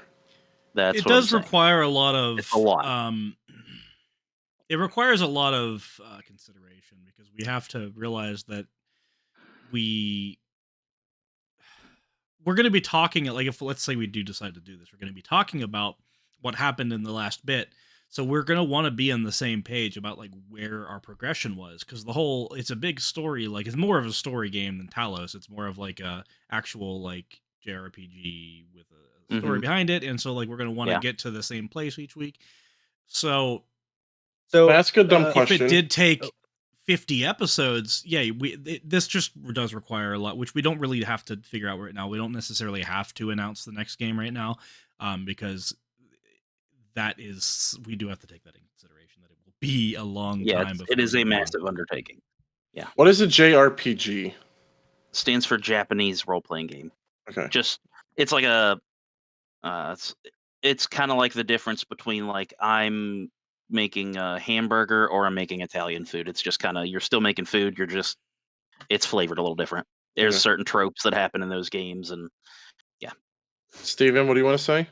Yeah, if I could give this perspective as a viewer, I think what I would recommend is trying to go for a lot of shorter time span games. Because I liked being able to see within 3 or 4 episodes the sort of final analysis on Tarkov, right? I think if you can sort of store up a lot of those final analysis moments, I think that's the kind of thing that like people will get drawn to, is they're like, I wonder if I should buy this game, and so they're researching it and they're checking different things, and then if they like your personality and stuff, then they'll be hooked and they might watch the other episodes. But like that would be my suggestion. That is a way to look at it, because if we do Persona, we become a Persona podcast, not a video game podcast. Exactly. Exactly. But also, 2 things is Tarkov only ended it because Andrew didn't like it. That is the nothing thing, against though, it, but that was the rule, that if there was a game we didn't like, it had to minimum last 4 weeks, 4 episodes. Yeah. But also, this is Andrew's turn to pick, and I don't want to take his game from him. Which is why he brought up the thought of like doing it in seasons, and like one day going back to Persona and continuing more of it, so then you could have it shorter and it not be like 50 episodes or something like that. So for sure, I get where you're coming from. it's entirely up to you, Andrew. But what was your other thought, your other choice? So my other option, I would have to say this specifically for Josh. If we do this, do not look anything up on this game. It will ruin your experience. And it's okay that that doesn't happen because this game is meant to be beat in a single setting. It's called Home. You can buy it for $5 on Steam, and it's basically it's a story game. It's it goes for the aesthetic of it's pixelated, it's pixel art, so it's just like the old school kind of 8-bit graphics. And the whole idea behind it is you should play it in one sitting. The game probably takes 2 to 4 hours at most to play. But it's a very unique, quick little game that you can play. Yeah. And yeah, I don't want to get too much into it because that's the whole point. Have you is played the it? story of that game. Yeah, I've played it multiple times. Be honest, I don't really want to spend the $60 at this time, Hmm. but I also do want to play it to give it a chance. But I don't want to not like it and spend $60 to play Yeah. something for 4 weeks. Yeah, for sure. Indefinitely for the future, because now it is time for the fantasy draft. All right, Steven. All right, so we so- had you choose the fantasy draft this week. You have an idea here? Yes. All right. The video game that you would most like to take a week-long vacation in. Oh, nice. Ooh, all right. Okay. If I die in the like that. game, do I die permanently? Yes. That's the okay. Sorry. So here's the thing: you set it's the rules. fantasy draft, right? So you can set the fantasy rules however you want. This is something I was thinking is like, okay, do I set the rules that like you have to just kind of be yourself? It's and you your don't have any fantasy extra draft. powers in You there? decide. Right. Yeah, you're So the fantasy if draft. you want to be No, like, okay, I'm Steven going is to the fantasy draft maker, so you make the rules. That's what he's saying. Wait, what? And my rules are, let your fantasy go wild. I think the whole idea of this part, right, is to see, what is your fantasy? What do you dream of? Like, yeah. Cool. How expansive is your imagination? All right. You're gonna All answer right, these two, by so- the way. So yeah. Andrew first, Nathan, me, Steven, and then Steven, me, Nathan, Andrew. So Andrew, hit us with your first one. Absolutely Persona 5. There is so much freaking like Well, you love there's so Japanese much culture location. anyways. Well, that's the thing. It's not just in Japan. There's a lot of different locations. There's a lot of different there's an actual vacation arc in the game where you go to Hawaii, and I'm like, dude, I could just go to Hawaii. Cool. I could go to Japan. You could go to a lot of places. And then of course, if I'm making it my fantasy and I could go right alongside the main characters, oh my gosh, I'd be so engrossed. So yeah, hard first pick Persona 5 for sure. Very good. Okay, Nathan. man, I'm gonna have to pick my number one, also because I'm a little pressed for time, but I like the thought of it, is Valheim. This is what's hilarious is Valheim is a very kind of like a hardcore survival game. Like it's very intense. You have to it's very not the kind of thing you would think of taking a vacation in, but the aesthetics, like the Viking, it's very cozy. Yeah. Like when you just build your home and build up a base and you just sit by the fire, it's so cozy and the music is beautiful. Yeah, that's my number one choice. Nice. Josh. So if I'm making the rules for what video game I'd want to spend a weekend, I'm gonna make it to where you don't die. Okay. So no matter what you do, you don't die. You just Okay. respawn, or however the game works. And the game I would pick would 100% be Escape from Tarkov. I Oh, love that's a horrible choice. Oh I my god. love airsoft in real life. And if I could play Escape from Tarkov my and goodness. respawn and it just not die, That's what you do for vacation? 100%. I would. I would be like an airsoft retreat. It'd be Josh great. just wants to get away with murder. It's confirmed. Well, wait till you see my second choice. All right, Steven. All right, Steven. Well, we won't wait long. All right, my first choice would be the Warframe game series. Oh, that would be really cool. That's I a would good get pick. myself out in a Warframe. I I've like played a this little bit guy. of Warframe. It's super interesting. I know open nothing about it, so I disagree. It's basically like Destiny but free. Isn't it like your main Sure, game? yeah. Huh? Isn't that like your main game? Like that's your It favorite? used to be. or I you played it a recently lot? cut myself off cold turkey from it. Okay. they were You just. have to, man. You have to. It was becoming a thing where I was almost just like, all right, time to grind this new frame, and I was like, Mm-hmm. why do I feel Mm-hmm. like it's a job? Yeah, I don't have yeah. to do this. I Yep. can set it aside. Yeah. So. Yeah.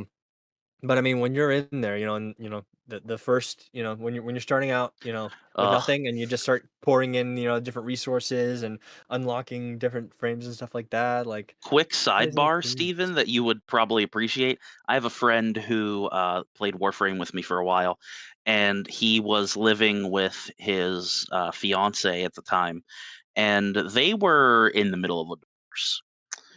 The things Ooh. weren't going well. Yeah, and he kind of. They both knew that they were, getting in the middle, trying to get the paperwork and everything done. And she was kind of the one who was in control of the finances, apparently. Uh, and he just basically gave his paycheck to her and just said, "Here, pay the bills or whatever. I just want to have so much money so that I can play games and I'll be happy." So his game he loved to play was Warframe, and I started playing with him. And I was pretty new, and I was like, "Oh, these are some cool looking Warframes. Like, I'm never gonna spend money on them because like I like to live the I want to play a free game for free life." And so I'm like, "Oh yeah, this one looks cool, and like this one seems really neat." And he's got most of them, and he's like, "Yeah, these are real cool. You'll like this one." Blah blah blah. And then I get on the next day, one day, and I have 6 new Warframes.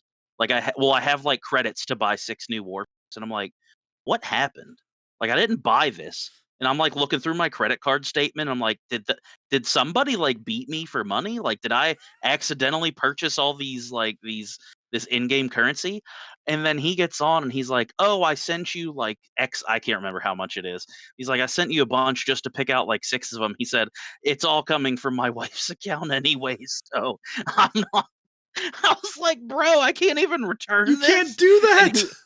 I know. He's like, she controls my money, and this is my way to stick it to her because, we have the same amount of money pool, and I'm cleaning that sucker out. I was like, Oh oh my gosh, I no. don't even know if he should be considered a friend. I was like, but anyways, My these God. Warframes are sick. I've never played Warframe, but it's not loading right now. It's Yeah. pretty cool. All right, Steven, what's your That one's second definitely pick? got replayability.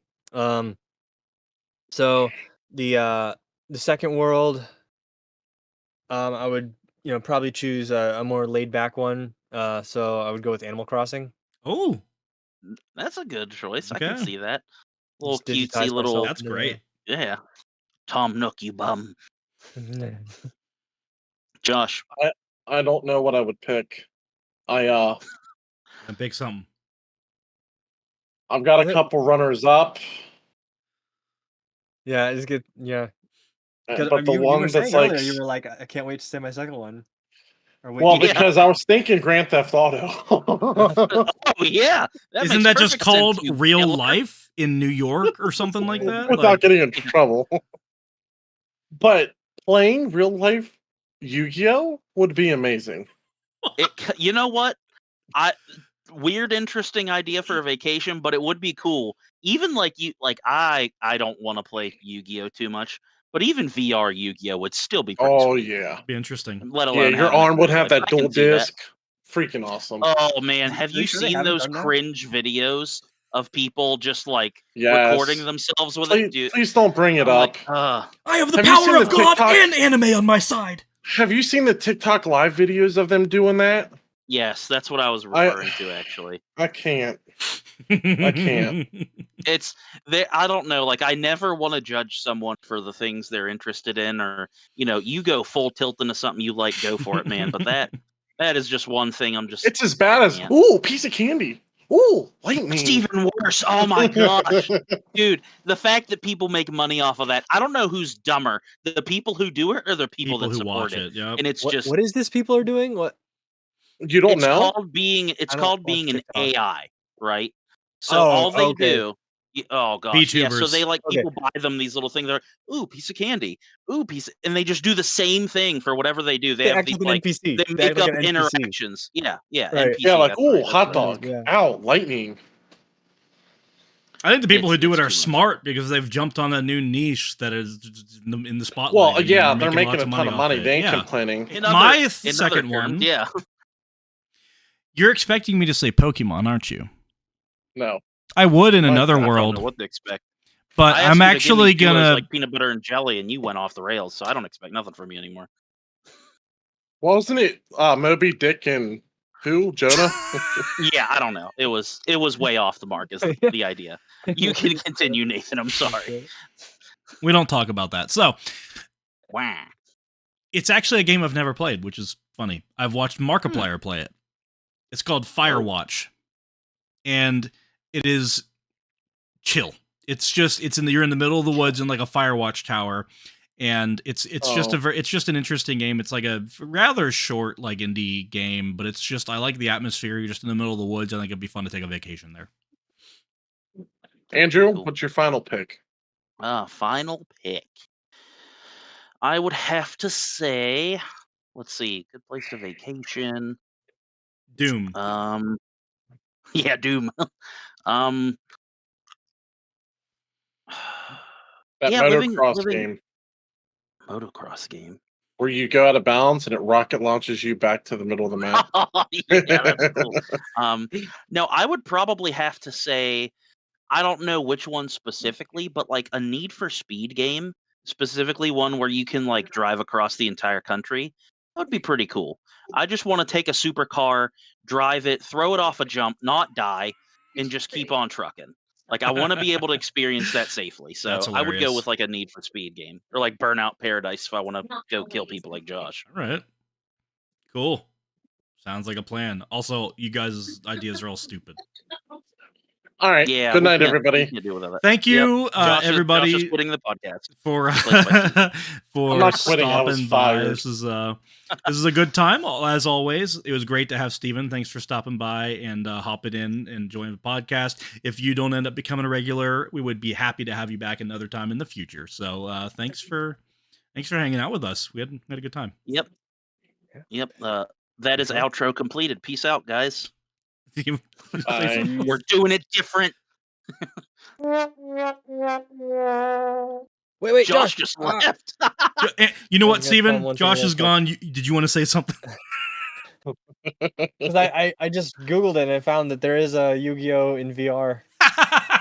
Nice. Duel Monsters VR fan project. He was still on the Yu-Gi-Oh! Nice.